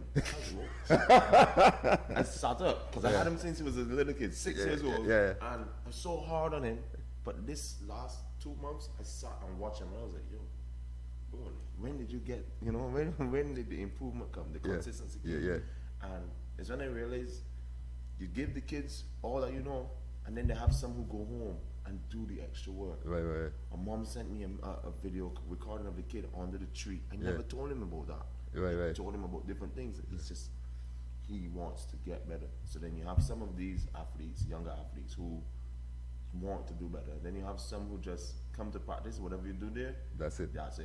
So you can't really improve it. A lot of your improvement is done off the field. But also, I find sometimes you might have an athlete who you probably don't have enough of the information to get them to the next level. So that is when you need to just, boy, I did enough, Coach Lou, Right. I did A, B, C, D, E, F, G, H, I, J, K, L, M, N, P, Q, R, S, T, U, V. Could you try your method? Let's see. But I find that we don't like to really pass on athletes in the Caribbean, especially locally. Yeah. We don't like, this is my athlete and I brought him to this level. But if we hold some athletes, we keep them stagnant. True. Like for me now, when I have some kids that reach a level and I realize, okay, boy, boom, coach, Vincent, I have this athlete, this is what he's at, and I'm not getting, could you deal with it? And then he take over, bam, bam, bam. Or he come, shows me, try this method up, and we work together. True. That's what I think. A lot of us don't really want to get rid of our athletes. I have a kid. Because we said earlier, we run true. 11-2 Yeah. at 10. Yeah. This is my kid. And they do all the wrong things. Yeah. And he run 11-5 the next year. And then I say, yo, I can get you. And by the time I catch myself, he's 15. And he don't want to do it anymore because everybody passing. Everybody The passing. kid that was running 15, no running 10. You understand? Yeah. Pass off the kid. I believe in that. It's a growth system. True. Yes, thank you for your time. You did me well. Let's go. True. You know we want the credit. I raised him. I did this. Yeah. It's not about us. True. It's about the athlete. No, True. I just want to Yes. jump in, Yes. I'm a farmer, teacher, coach myself. See if you have an athlete, a young person, and for whatever reason you're not getting to the person, like Coach Lou said earlier, when they go to the track and field, this meet, see what other guy doing, I will bring in somebody to talk to them, to help them. My job is to get them better. It's not about me. It's about the athlete. So if you bring somebody and see to talk to them, to show them, like, True. that's you. It's not about you. It's about, hey, getting the guy better. So you can move on and get better, because, hey, it's ego thing, If you never say about me, I'm happy. Talk about the athlete, Yeah. You know, and I remember, I never forget it now. I remember when Amish came first, and about 2-3 years after, Amish came about 13 or 15, went to the airport to drop off my body.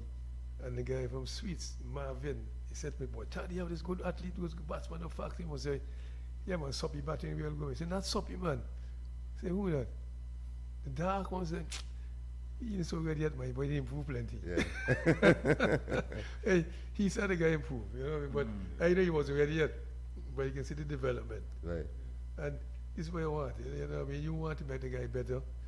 If you have to call somebody else to get him to get there, call somebody else, call some more people.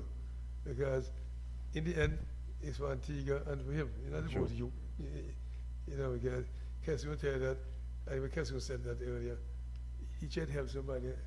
And the coach. The coach don't want that. Yeah. Why you don't want that? Why you don't want the guy to improve? To learn something. So Yeah. I'll ask a question. How you think, well I guess what Chet said, the coaching seminars and stuff, maybe that will help the other coaches and anything, you know, and, well, especially in athletics, to realize they have to retool, and also they can take an athlete this far and able to reach out to the other person to take the athletes further. You think we can get there sometime over a period of time? Yeah, I mean, in 2022, my club would have brought Rainer Ryder here, right? That's the coach for Andre DeGrasse, Trevor Brumell. He had Bracey, Marvin Bracey, Christian Taylor, the triple jumper. He had quite a bit of athletes on this wing, and we brought him here. And up to this day, me and him would dialogue every day. When he came, we did a workshop. So during the, I asked him to do a workshop with the other coaches, and he said, okay, we'll do it over a 2-day period, because just doing a 1 day, you know, for the time that he's here, it won't be that beneficial. So many things to discuss.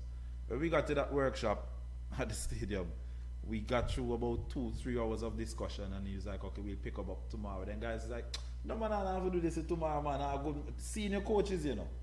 Senior coaches I'm talking about, you know. Right? And he's like, okay, so y'all don't want to do day 2? And he's like, no man, we go down, tomorrow we have a long day of training. Tomorrow I have this, I have that. But then it's the same information you're getting for these athletes. And some of the topics we discuss, you know, is what? The same problem that we're having with the athletes is what he have with some of his athletes, and he's explaining how to deal with this problem. Right. Stride rate, stride length, stride frequency, right? And everybody have different theories as to how they go about correcting it. And he broke it down in such a way that he opened everybody's eyes, because he said, you know, Marvin Bracey had the same problem, Trevor Brumell had the same problem, but he did not do anything of what we were discussing. Right. So he gave us a different idea as to how to get it done. And these guys did not want to come back the second day. So it goes to you as a coach now, wanting to apply yourself to get better, because the better the young athletes do, you know, is the more athletes will come to you to get developed. So yes, it will be beneficial, but the coaches have to want to be a part of it. We had Rai Benjamin came and, like again, I asked Joanne Hayes to do a workshop with the coaches. There's about 20 something of us at Yasco train in the daytime, and I can tell you this, it's about 5 of us were there. Wow. 5 coaches, 5 coaches were there. Yeah. So that means they're improve then. 5 coaches were there, or they just do not show up because they don't like to be told this or told that, or they don't want to ask questions in a setting that might say, okay, why are you asking that question? You should know that. Right? So we had a workshop also with Glenn Mills that the NOC organized like 2 years ago online, and when Bakker just started coaching, you know, he was asking a lot of questions on the online, and it was good because the questions that he's asking is like, persons have the question in their mind, but they don't want to ask it because they don't want to feel like, I know, you know.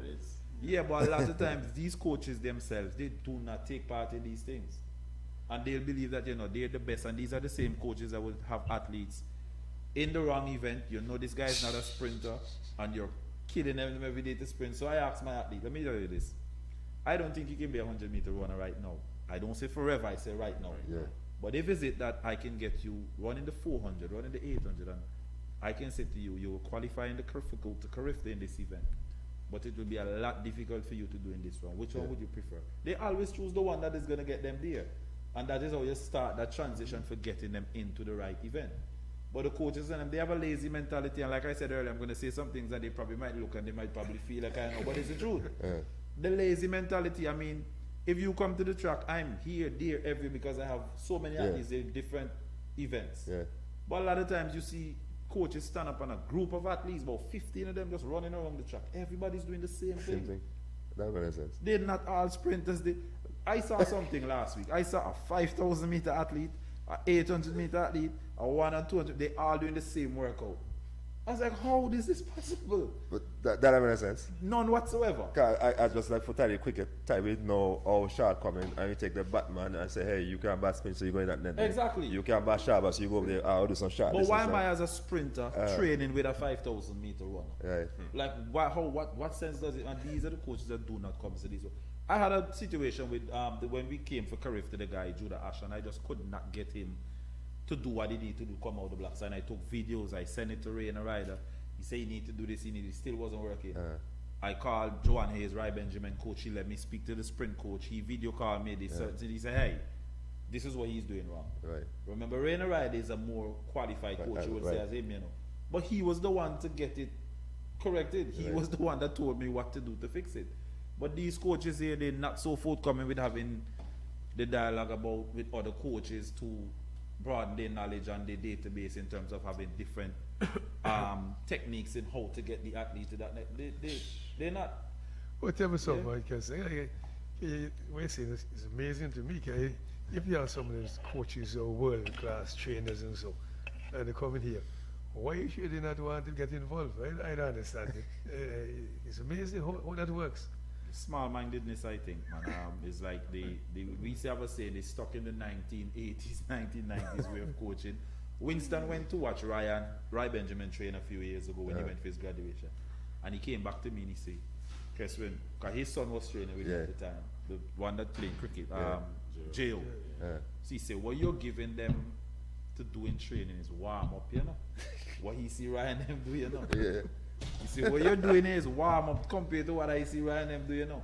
I said, Winston, no, Lord, remember they're young, you know, they can't even say, hey, they're 40, 50, 60, 70, they can manage the work.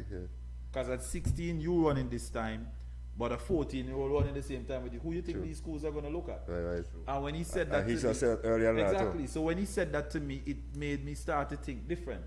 And that is how I started to have conversations with these other coaches. Like I have David Riley out of Jamaica, Stephen Francis, who trains Kishay and Thompson and CJ. Like these are coaches I message and we have that. They probably won't respond right away. Right. But when I go to Jamaica, I dialogue with these coaches. So we always have these conversations as to how to do this, how to do that. And I think I grew up in an age where all of these coaches, I grew up under them. And I'm just trying to do something different than what I see they do when I was younger. Makes sense. Yeah, again, I'm out. To add to what he's saying, Yes. and something that coach who said earlier as well, it comes down to letting the child feel like, yo, this coach really involved. Right. Because look at the measures he went to ensure that he got that change. Yeah. I'm thinking like, whoa, like, okay, my coach, you know, going above and beyond. And that kind of comes down with me and my kids. Just yesterday, collect some packages. Resistant bands and the stretch band and all those things. I mean, they're young and so forth, as you say. But this is what I see the professionals do. Before they train, they have the bands and they Before do they the take them to cones the and they do weights. the full Yes. stuff. So guess what? I bring those so my kids know. So now they're gonna get a chance for me to teach them. Okay, all professionals have a routine. This is how they start. When we go to the matches and they see the international players doing the same thing, it's like, okay, I'm starting to do what they're doing. True. And, you know, they start to bring them to trust you more and, you know, perform better and stuff. So that's very good. Yeah. But in terms of, you know, those coaches that don't want to improve and stuff, what can the association do anything? Because I was thinking the same thing, but that's the type of same question. What can you do with those coaches there that don't want to improve? Well, I see they can't really through it. Then I'm carrying athlete the way, so they bring back athlete. Well, to be honest with you, right, there's some things in the pipeline for that. I don't want to jump the gun. Oh, sorry. This is the first season that the president I'll make has coach been in answer charge. that. Okay, I'll make you answer that. Make coach answer that. There's some things in the you might get pipeline in for trouble. that. Coach, what do you think with coaches that don't want to improve? So what do you think you should do with those coaches? Now, I mean, as far as for us in the States, we volunteer. So if you're going to volunteer your time and your energy to help kids and better them, I'm not going to tell you to stop. But I think like the big thing with the coaching, you guys kept saying like passing the athletes on. Right. I mean, shoot, whether you pass them on, you go get information, you still my athlete at the end of the day. But that's on us as coaches. So whether you at the age of 6, 8, I'm posting you online all day. This is my kid working out. This is my kid working out. But I want to say it's more so you reach the plateau with me. But for me, if if I'm doing youth sports and I've got the kids from 8 to 14, and then they go to high school, you go to your high school coaches. Now they're gonna put you in positions. They're gonna talk to schools for you, and they're gonna teach you their system and everything like that. So like I did my part, and even when you go to high school and you succeed in high school, that's still my athlete. No, I trained him everything. Everything he learned on top of what he's doing now is because of me. Right. Everything he's doing in the NFL is because of me. So as coaches, we just gotta put our foot down. Like, yeah, he's been working out with me. You've seen he was working out with me. I didn't teach him single thing. That's cool. This is at the end of the day. These are young men, young women growing up into their own people. They're gonna take in a bunch of information from all different angles. That's not on us to control what they learn and what they take in. It's on them to take these advices and then use what better helps them. So like Coach said, now I got the bands, now I got a good warm up. Now my times are coming down because I picked up this small tweak. But just because I did this with the band and then I did this motion with the band, I'm gonna pick up what helps me, and what doesn't help me, I'm not gonna use. So I wanna say if you're a bad, it's not on me to say if you're a good or a bad coach. As long as you're volunteering your time and energy for the kids, that's all that's important. Okay. Mentorship is more important than the sports aspect. I think if you can teach these kids how to be young men and women and how to have respect. For me, at the age of 10 when I first got into it, every person I seen was yes ma'am, no ma'am, yes sir, no sir, and that's because my coaches instilled that in me. No, every person you seen, whether it's my coach, the cheerleading coach, the teacher, is yes ma'am, no ma'am. After practice, every single practice, the coach would say, hey, you guys go out, do what you want to do, but make sure you're not wearing a t-shirt with the football logo on it. I don't want no one to call me, hey, I seen player number 8 doing this, I see you doing this. It's because of that mentorship, what they was instilling on us off the field that made us a better athlete. I think because of me camaraderie and being with my teammates, now when I'm into the work field and I'm dealing with someone that I don't like, but I've played with 100 athletes that I don't like, but we came together and we won the game. Same thing with work. I'm gonna work with people I don't like, but we're gonna still have to come to work, get our paycheck, and go about our separate ways. Keep it professional. Right. So as a coach, I think your biggest job is just mentorship and pushing them in the right direction. As far as the athletic side of it, again, that's gonna be on the athlete.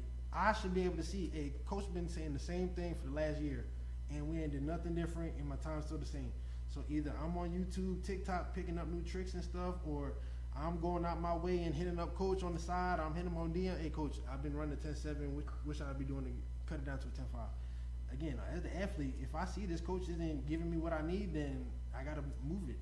Same thing with KLW Athletics. If I say to a kid that I'm going to help you get in front of colleges, but the whole time you're with me, you didn't talk to one college coach, then that's not working for you. You need to do your part and find your coach. So, again, I can't bash no coaches. If you ain't doing your job, then I got plenty of time to take in more athletes, and we can work that way. But again, if the parents and the kids are okay with the coach not providing what they need, then that's on them. Amal, in terms of the handball though, where y'all practice, you have a home base? So at the moment, there's not really a home base. We've been doing a lot of the beach handball. Right. So we were at Runway Beach. Okay. Majority of our players play netball, so the netball league is going on now. So we just took a little break, but we have a tournament coming up in September. In September. We have trials open up for persons to come and try it out and and look. End of July, early August, and that information will be released to the public, because now the females that are on the national team now have took over the page and have started to put things in place. They met some of the handball teams that they will follow the page. They're starting to emulate what they're doing, because if you look at like the USA handball page, they post their athletes, they post their videos, their training sessions and everything. So, and then as I said, handball is actually a big sport, especially in European. The men get paid big bucks to play that sport. And anyone has the opportunity to get there. Once you're good and people see you, people's gonna want you to come. So we definitely have things put in place, and I guess when the information becomes available, it will be released. So where this tournament be taking place in September? I'm not entirely sure. It's supposed to be either Dominican Republic or one of those countries. When more information comes, we will know. We just have to wait and see what will. And your group, you have any young, like teenagers in your setup? We have about 2 or 3 teenagers who would have came, and they were good. As I said, the tournament was a little challenging for them because physically, they you know, not the strongest or the fastest and stuff, but it was a learning experience for them. I'm not ideally sure if the team that went originally, everyone is going to go. Right. Because when new athletes come, the coach see these different talents, see True. a little stronger person, and you know, different mechanisms Yeah, come. yeah. Then switches and stuff will be made. But that's a good thing. Right. You know, the more athletes you introduce to the A sport, big pool to choose on from. the national team before now have to get more serious, Yeah. have to push. That's when the competition becomes stiffer. So we are supposed to be having a local league as Right. well. Okay. So when all the information comes out, they will have the local league, and then they will see talents, and it's going to be good. I believe that is something that you know they really could work on. Right. And Any plans going to the school and so and search they through have plans introduce to the go to game? school, but for that I don't have any ideas. Okay, right? okay. I have to probably talk to Miss Karen Joseph or Cliff, Uh-huh. Mr. Cliff, and see. But when that information becomes available, the public will definitely know this time, especially. So sounds good. Okay, so this weekend, tell our viewers what happened this weekend up Yasco. Yes, so this is our final event of the season. Our National Track and Field Championships start today actually. 20th and 21st. We have start time today is 3 p.m. Start time tomorrow is 3 p.m. The only major announcements I have about the championships is that Joella Lloyd and CJ Green will not be competing through injury. Joella's season actually is ended. She have I think it's a left tibia injury, which is mainly the shin. So based on advice of the doctors in the US and our coaching staff, they've advised her to, call it a season to prepare for the World Championships next season so that she can be healthy. CJ injury happened I think a week or two ago.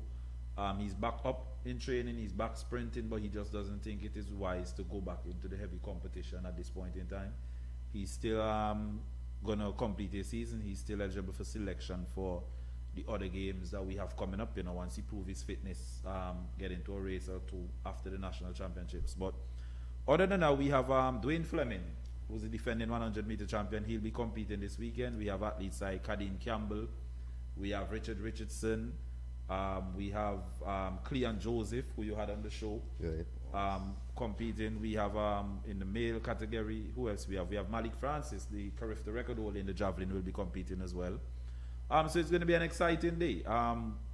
Dwayne seems very confident that he's going to repeat as the national champion. We have Jalen Dyatt, who is like a 4-time 400-meter national champion also. He'll be competing.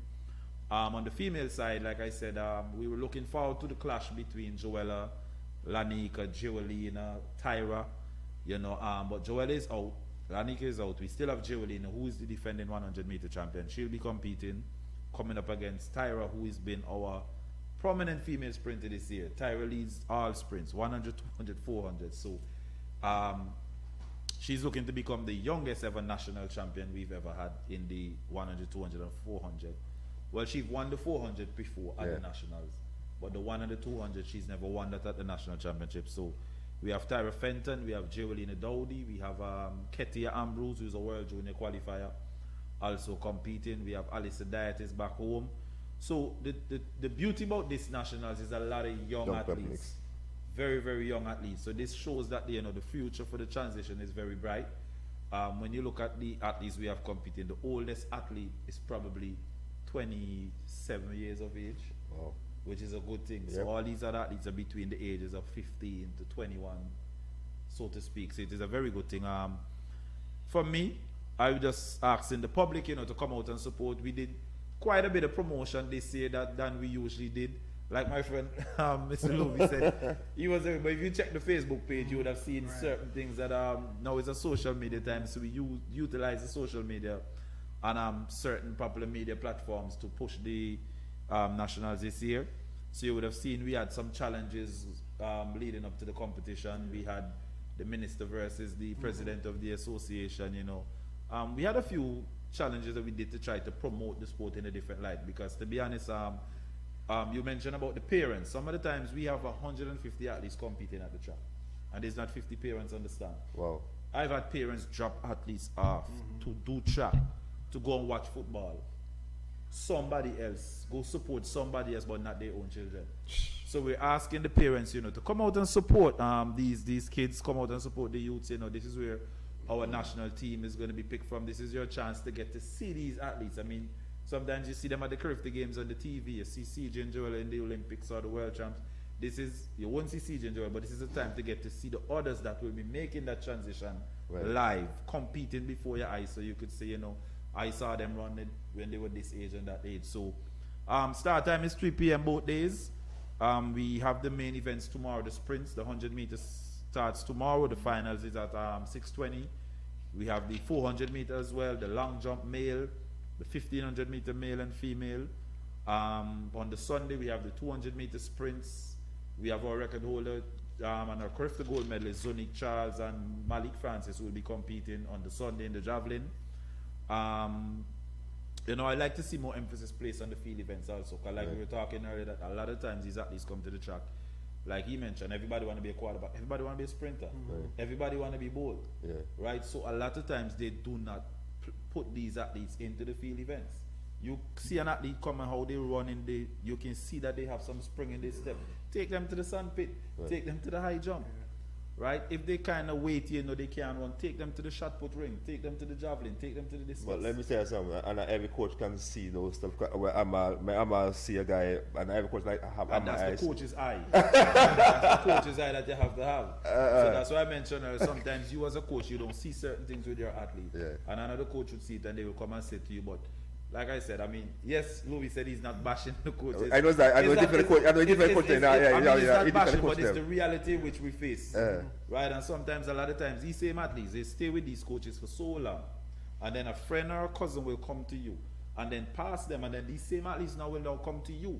So your work as a coach now is now double to try to get them to where they should have been a few years ago. True. Right? So I do think the coaches and them, they need to step up. And if they're being honest with themselves, like I am, we all need to step up. Right. You always keep learning in this, True. and it's to benefit the athletes. And the more the athletes benefit, the more you benefit. So, just inviting the public to come out this weekend, if you allow me, Earl, to go through the list of when sponsors. Amal wants to say something. I want to say something, Oh, you want to say something? Okay. Okay. You're right, I never forget. I was in Barbados, Right. so I felt like I was really fast. Yeah. I was at a private school, and I was slow, and then one summer, I just get fast. I beat everybody. Come, Vic to the door, going to secondary school, and I'm like, yeah, it's time. And my first PE class, everybody ran past me.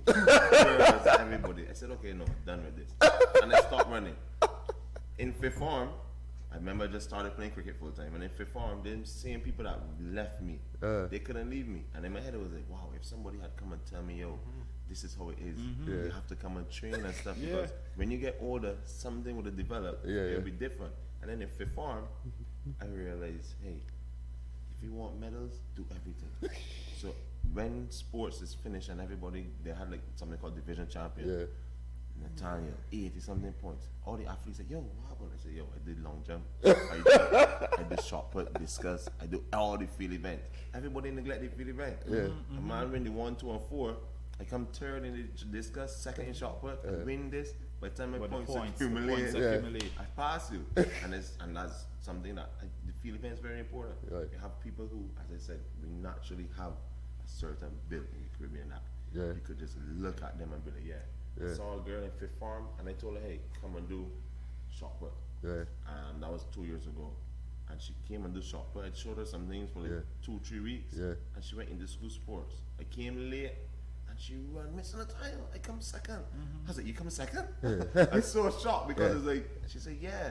And I was like, just imagine if she, from first form or second form, had done it, get you understand? So, you're right. It's right with what he's saying, because even at inter schools, like he mentioned, you will be in the stand and they'll be focused on the track. So you see this athlete win the 100, win the 200, but when the MVP time come, you hear they call this name. Like, wait, what he do?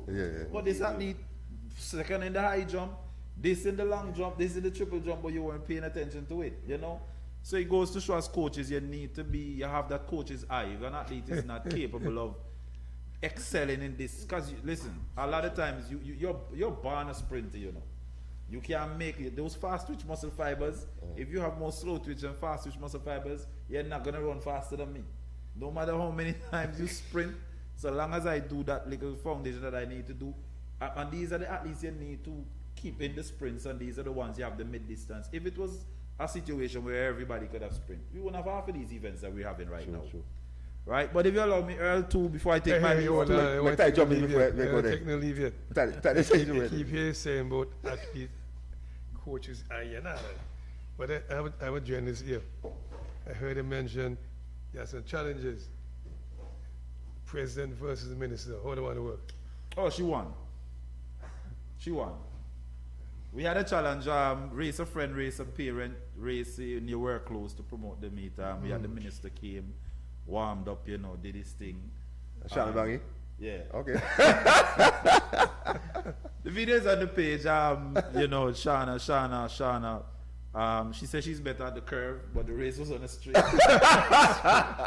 You know, she won the race. Okay, good we wanted to see a challenge. Nito wanted to race Winston. I mean, both of them wanted the track at the opening ceremony to see. So I was trying to get them to do the But little Winston thing. Bangi half easy, man. But Winston said, Nito want to race me? Me not waste my time with Nito, man. No, Winston Bangi half. Winston So- naturally talent. Yeah, man. You know, Winston, even before COVID, I mean, he's supposed to have this big race, you know. And up to now, No, everything- which is natural athlete. Natural Not- athlete. lit- Natural athlete. and the thing with Winston, what I like with him, his mentality is very different when it comes to sport. Yeah. Very good. We'll learn a lot from him. He will come to the track and he will see athletes and he will say, guess what? This person, this event is better for them. They run, and 90% of the time he's right. Yeah. Right? So, you know, if you allow me, Earl, just to go to the Winston sponsors. school, but I tell you school, you know. I tell you school, Winston. Yeah, I know. I know. You know, I Ty- read something that Zora Ty- wrote Ty- Ty- a few months ago with the whole. Ty never get you up? They pick a side, West Indies youth side, and they pick Kenneth Benjamin. And Ty tell no, change that. I pick the back Benjamin, and Winston Benjamin for the pick. I don't know what I do. Yeah, Winston will give me a lot of rundown in the old days and the whole cricket scene and with Taddy and when we travel with the team and you know we have the conversation about that. Even when I went to Grenada, he tell me to go and look for what the guy named Raul Lewis. Yeah. When we went to St. Kitts for our track meet, we didn't. Our hotel wasn't ready yet. Winston put us up in his house here in Polo, so I can stay there now. So even if I pay no hotel money, just you know. So Winston is always. We've been around each other for years. We have a good relationship. Him and his son and Ryan, you know, the whole family and so forth. So it's like a mentor to me. You understand? So if you allow me to go to the sponsors, you know, because without them this would have not been possible. You know, the Antigua Barbuda Athletic Association would like to acknowledge and thank the following sponsors for their valued support for the national championships. We have the Citizenship by Investment Unit, Antigua Barbuda Transport Board. Now, I don't want the other sports to hear that we have so much sponsors and try to take any sponsors away from us. You know, we have Antigua Barbuda Transport Board, Cool and Smooth, who's been with us for the last 5 to 6 years. Caribbean Alliance, Andrew Wholesale, Hadid Motors, Wadadley Events, Fitzroy Wine, and Alzari Joseph. Alzari's been a sponsor for us for the last 4 years as well. Good stuff. And he comes from another sport. Yeah. Alva Joseph, Alzari's father. Alva's done a lot of work at the track. If you see the painting that has been done. Something else with that. Add something else with that. You know, you are Alva Joseph, what? The husband of the president of the association. Yes, Alva Joseph, construction. We have One World Entertainment, you know, they're responsible for La Playa Privada. They've come on board this year to sponsor us. The Antigua Barbuda Cricket Association as well. You know, we like to thank Kuma Rodney for that. A&R Plumbing and Brownies Bakery. And can't forget the media. Right. You know, I always get it wrong. ACB Parish League. Yeah. Right, we like to thank you. We like to thank all the media houses that would have assisted us in getting to promote the meet. Hopefully next year we do a much better job even for the next season so that everyone in Antigua could know that hey, something is happening with sports. Especially coach. Yes, Coach Lou. something. And if you have time, I'd like to invite you to the meet this weekend. I didn't walk with any dignitary passes on me, but if you get to the gate, you can just ask for me and I can let the treasurer give assistance so that you can come and you can witness these athletes. You can see these athletes on show. So again, I'm inviting the public to come out, support. It starts at 3 p.m. in the next 2.5 hours. We're about to witness some speed at the track. We had the rain for the past 2 days, but that was just to cool down the place for the heat that is going on today. I like that. Can I jump in? Yeah. What's before jumping? Let me say good morning to Nick. I think today's birthday, so happy birthday to Nick. You know, Sally. That when you had the show. The body with Sally, Oh, man, yeah. and she brought Nick. They're in Florida, staying good morning. So they're watching us from Florida. Morning, Nick, and happy birthday. I just want Daddy. to say, having heard Catherine? Mr. Anthony, all these sponsors, you know what I mean? You give them like some market stream their stuff, they go you know, but yeah, the guys want to pay, you know. But before he leaves, I want to start here, they're going to board bounce. I get board Google, you know. So I want to find this Amal guy. He love fast sports. I want to know why he never tried Huawei. Who? Amal? Yeah. I don't know. He has a famous uncle now. The best Huawei player in the world. Trevor Simon. Yeah, we play Warrior Never Amal? introduced to it, so I never played. never once was introduced to it. I played Warrior one time, and strange enough, the person that taught me to play it was Ocean. Okay. Yeah. Nice. Okay. Taught me to play Warrior a few years ago. Yeah. But Trevor, his uncle is best in the world. Maybe he's not interested in that man. More than TP tell me she's got the lady asked a question about if we only having boys in your stuff in KOW. Well, Yeah, she's watching from Orlando, so she's saying hello from Orlando. So the clinic, July 11th, is going to be open to boys, girls, ages 8 to 18. It's for the kids, but again, I want all the top athletes, the big dogs, to come out. This is going to be the start of the database, so every kid that comes out to the free clinic, they're going to have their profile made, name, GPA, all that good stuff, and then from there, the following clinics will start adding in your 40 times, your 100 times, your shuttle times. We'll work with the coaches, the programs, and we're just going to build this out for all of the Antigua. What time you start? So July 11th is going to be registrations at 9:30. We're going to start at 10. I've got DJ Active coming out. I've got videographers, photographers. So just know we're doing it big. Think about an Under Armour camp, a Nike camp. We're doing it just like that. We're going to have everything out there that the kids need. Just bring the energy, some cleats. We'll provide the water and all that good stuff. But again, it's for boys, girls, all ages. If you want to be part of the database and you really want an opportunity to play travel ball and get your name out there, get some scholarships, then you should be out there at this kind. Where's this keeping? Jennings playing field. I'll come. So I'm and Kesson can come? I heard they said 8 to 18. We'll still They can come? They can come? So for the kids, The other boys, they can come? I'll come and watch, you know. Maybe, come and watch. like he said, they have a lot of artists. Maybe I might see somebody that is sprinting a little bit going on there. I guess, hey, send out my way now. so again, the big thing for us is just going to be, as far as the kids, I want to start a league for Antigua. So each village will get a team, registrations, all that good stuff. We'll get the kids their uniforms, backpacks, jumpsuits, all that good stuff. If we got enough adults and we can start a national team and go to the Olympics, that's the end result. Again, so if I have enough adults come out there, we can run a scrimmage game up. I got the balls, I got the pennies. Again, it's just thinking. But let me ask you a question. You said it's flag football. So when you get the ball, if I'm running and nobody gets the flag from me, what do you just? Touchdown. Oh, it's a touchdown. Yeah. Oh. again, You say come in NFL, they meant right. Okay. flag. So they have to pull the flag before I get Shift. it. Yeah. Okay. So if you can shift, run around, they can tag you, all this other stuff. You still got your flags on you. You keep running.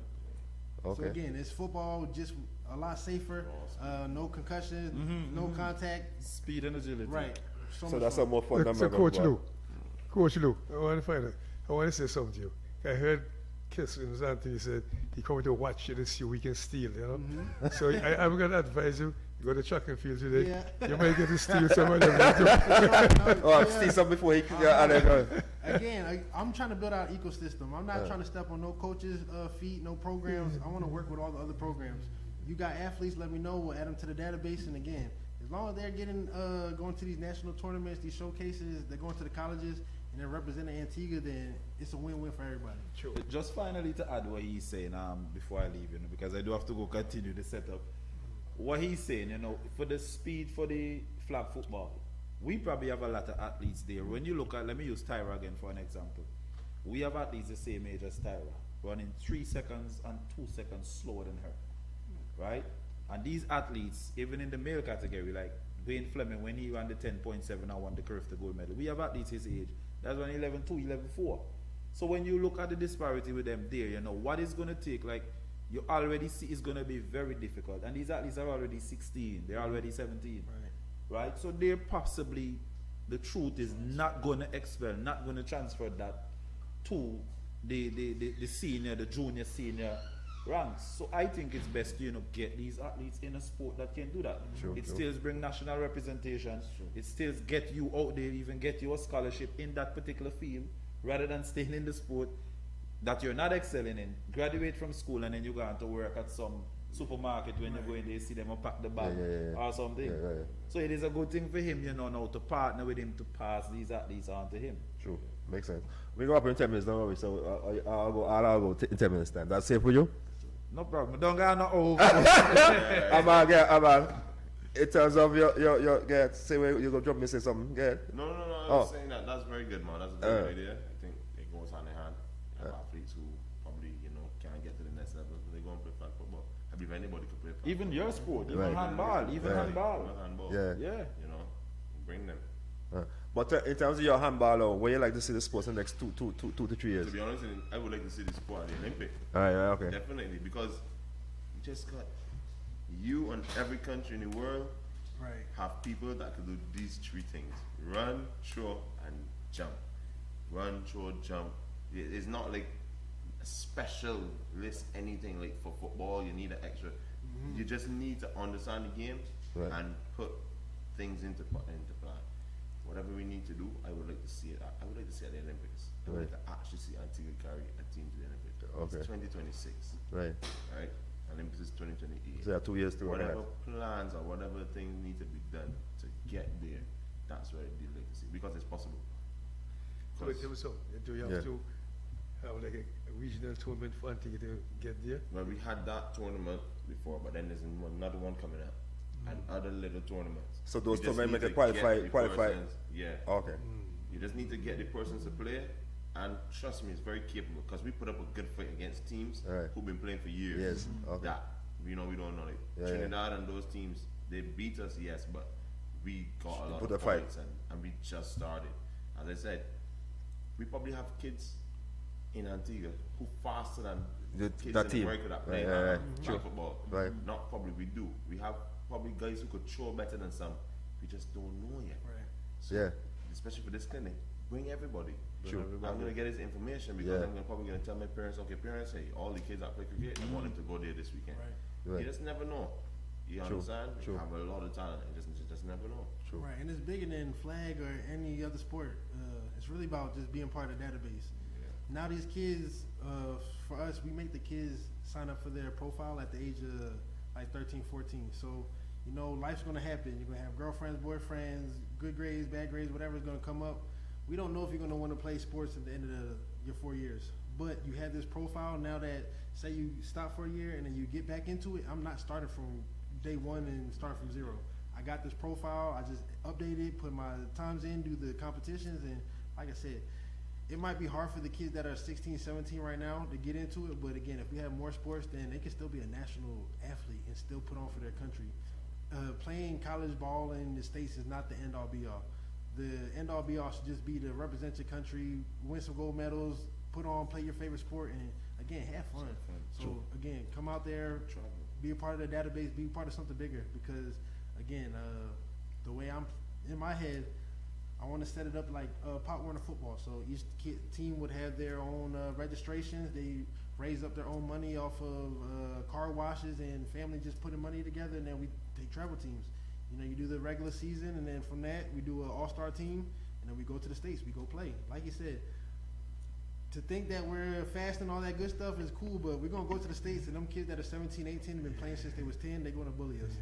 But that's just going to be the first couple years. But again, once we get grassroots and the kids that are 8, 10, and they're coming up under this league, and then they've been playing for the last 6, 7 years, by the time they get to 16, 17, 18, we're going to dominate. But as of right now, it's just to showcase, get the kids off the island, get them some competition, get them some exposure, shake some hands with some coaches, and, just give them more opportunities. Coach, look, I don't want to correct it a little bit now. Go to which one of the states, not United States. Trump not going to come out there. You ever get a visa for yourself? Which one of the states you talking about? Everywhere. I want to go everywhere. Island, United States, UK, we taking over. Yeah, Trump, if you Anthony, you get the visa now, you know. So, Well, guys, I'll look to wrap up 5 minutes. I will start with you, Amal. Your closing remarks and whatever you want to tell. actually, Coach Luca, see, you like American football. What position you played? I played that. So I tell the kids I would never put myself in a box. I was an athlete, so I can throw the ball, catch the ball. I can run the ball. I'm gonna run you over. I'm gonna hit you. So Wait, one over, is it? yeah. Small you? I might be 175, but I'm squatting 600. So you know, I'm moving it. So as far as me, I played everything. Even when it come to D1 rugby, they see me, the small kid, 5'8", 160 pounds soaking wet. But you know, I walked on and made a team for a reason. So I think even for handball, I'm definitely gonna be out there for tryouts for nationals. If I knew that y'all had handball. Okay. Yeah, I'm already coming to join you. If I knew there was a track meet this weekend, I promise you I would have been out there. The track meet? Yeah. Guess we have a special race free this weekend. We can make it happen, man. We can make They go serious. Yeah, I'll let them have it this year, but you give me a full year next year for nationals, I'll be out there. Yeah. Hands down. So you did track. Well, all the high school athletes in America, they do like even. Yeah. So I'm pretty sure. So what were your times when you did So track? track, I say my weakest would be the 100, and that was 11.4. I don't know, 40 yards would be what in meters? Little less than 50 meters. Something like that. So my fastest time for 40 would be a 4:45. As far as my 200, that was a 22 point something. My 400 was a 43 point something. No, 53. No, 43 is the world record. 53. No. My 400 Uh-huh. in high school, I ran a 4.37. You No, sure? not 4. That it can't be 400. I'm trying to tell you, I be moving. That's 43. The world record is 43. Like I said, I be moving. I think you miscalculated. It's 400. Catch me at nationals. Hey, listen to me, right? A wind assisted. Yeah. There's no winner assisted in the 400. Hey, listen. Not even right. Benjamin run a 43 in the 400, right? But I think you miscalculated the 400. Maybe 47. The 100 and the 200. Yeah, that's 47, and the 43. But yeah. Moving. 47, 43. Yeah, well, 47. If you run 47, that's good. And that's what the database is for. Once you see my time at the top, then you. Well, tell you what. Once I leave here and I charge up my phone, I do that. Because if that's what you're doing, I mean, you definitely should come back into the sport right now. We need that Olympic gold medal or world champs medal. Man, it's a very good discussion. You know, thank you guys for bringing me on and being here. And look forward to connecting with these gentlemen after the show. You know, both of them are in sports that you can see rising in Antigua. I know flag football will rise, and I know track and field that you can see over the last year or two how big of an improvement they have been. I mean, I watched Tyra run for the whole year, and let me tell you, Tyra is different. She's phenomenal. So I look forward to watching her again this weekend, and all the other athletes. So yeah, guys. Hey man, like I said, we're gonna learn from the past, pray for the future, and we're gonna turn up in a moment. All we got is where our 2 feet stand and where the end of our fingertips reach. So I ask you, what you gonna do to be the best version of yourself? For all the athletes, the top dogs that want to come out there, be a part of the database, get them opportunities to go to school and just represent for yourself and your country. July 11th is going to be the first clinic, one of many, and we're really just going to build this out from the ground up. Well, for me, I'm looking forward to, probably incorporating the handball into my repertoire because I don't know much about the flag football, but I'll definitely get my young athletes to come up because we finished the season this weekend. So rather than they just stay home during the summer not doing anything, I'll encourage them. I'll definitely bring them out there to come and experience it myself. Like I do feel I have some athletes even in my club that I can pass on to both of you that I think they're very agile, they're very, they're quick, but they should be quick for that particular sport that you guys do that I can, recommend to you. Other than that, I definitely will look to, because I like the handball. I like what I saw the night at Yasco, and I saw a particular guy, I don't know him, was jumping and throwing. I was like, come on, man, you have to get to the bar other than that. So I think I can definitely get back into it and do a little thing with it. But for me, it's been a pleasure, to come on this platform with these two guys. You get different insights into different sport. And also, looking forward to this weekend, our championship. Like you mentioned, you follow Tyrone. It's the same thing with me. I follow the cricket online. Whenever I'm at work, I watch it. I like the showdown with Alzari and his brother. Because J.O. lives right over the road from me. So, not J.O., Ajari. So me as I tell him, them someday your ball Alzari, me they don't knock you for 6 a long time. So we had a conversation, but even Alzari sometimes, I say, boy, me think, first ball the ball, me may knock you for 6. So I was probably saying, no man, you end up on the ground. So, I'm a sports person, so I follow all sports in Antigua, every sport, because I try to, when I'm having these discussions, I can able to follow what is being discussed. So it was a good session, even though I'm an hour late to set up for my event. In knowledge, like we mentioned earlier, knowledge is always good. So it was a pleasure being here, and I just want to encourage the public to come out, support us this weekend, and support the initiative these two guys are having also on July 11th at the Jennings Primary Playing Field. Public field, yes, sir. Public field, bring the kids. Those that, some athletes, young athletes, some parents would say they can't run, they can't this, bring them out, get them involved in something over the summer. Some of you will say you want them to sleep early, so bring them, we'll get them tired so they can go sleep early in the night. So it's been a pleasure to be here. In closing, man, I've been promising to meet this coach for 2 weeks now.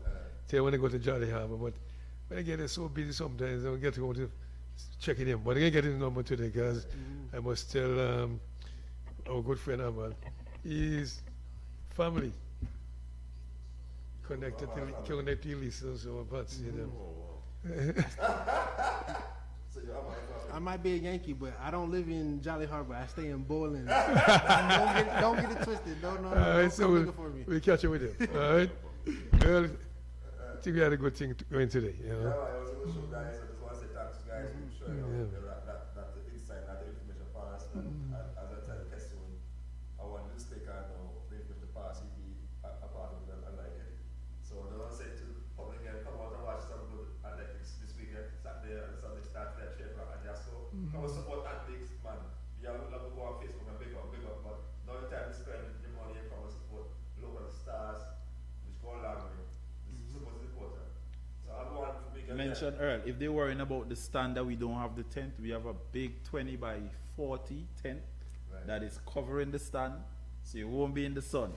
So come in the cool, the guys are up there setting up right now, come and enjoy that atmosphere there.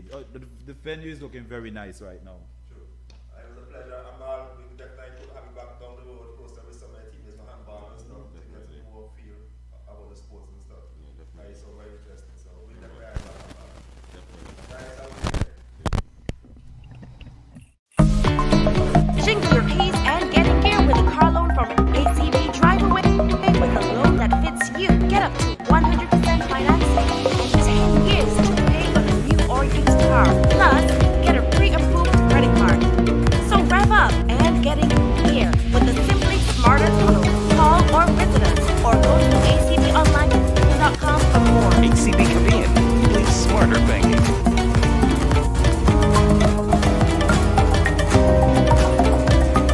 Jingle your keys and get in gear with a car loan from ACB. Drive away with a loan that fits you. Get up to 100% financing and 10 years to pay on a new or used car. Plus, get pre-approved credit card. So up and get gear with a Simply Smarter car loan. Call, visit us, or go to acbonline.com for more. AC Caribbean, simply smarter banking.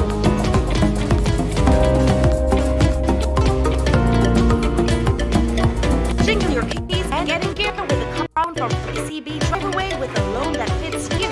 Get up to 100% finance and 10 years to repay on a new or used car. Plus, get a pre-approved credit card. So rev up and get in gear with the Simply Smarter car loan. Call or visit us or go to acbonline.com for more. ACB Caribbean, simply smarter banking.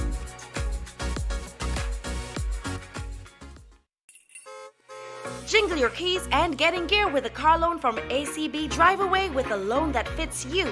Get up to 100% financing and 10 years to repay on a new or used car.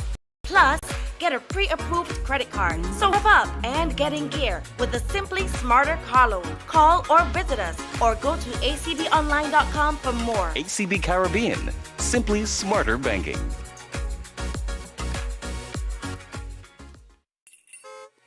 Jingle your keys and get in here with a car loan from ACB. Drive away with a loan that fits you. Get up to 100% financing and 10 years to repay on a new or used car. Plus, get a pre-approved credit card. So rev up and get in gear with the Simply Smarter car loan. Call or visit us to acbonline.com for more. ACB Caribbean, simply smarter banking.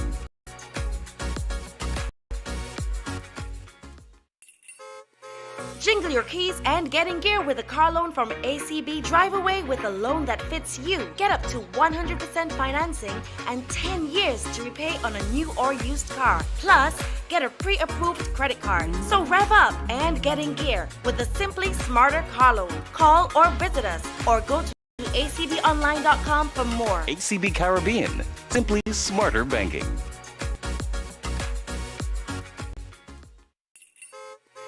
Jingle your keys and get in gear with a car loan from ACB. Drive away with a loan that fits you. Get up to 100% financing and 10 years to repay on a new or used car. Plus, get a gear with the Simply Smarter car loan. Call or visit us or go to acbonline.com for more. ACB Caribbean, simply smarter banking.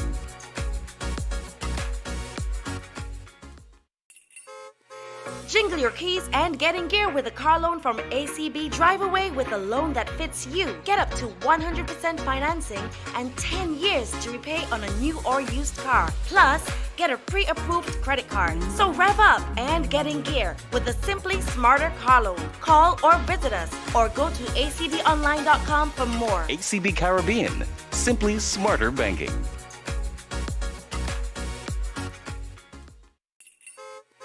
Jingle your keys and get in gear with a car loan from ACB. Drive away with a loan that fits you. Get up to 100% financing and 10 years to repay on a new or used car. Plus, get a pre-approved credit card. So rev up and get in gear with the Simply Smarter car loan. Call or visit us or go to acbonline.com for more. ACB Caribbean, simply smarter banking.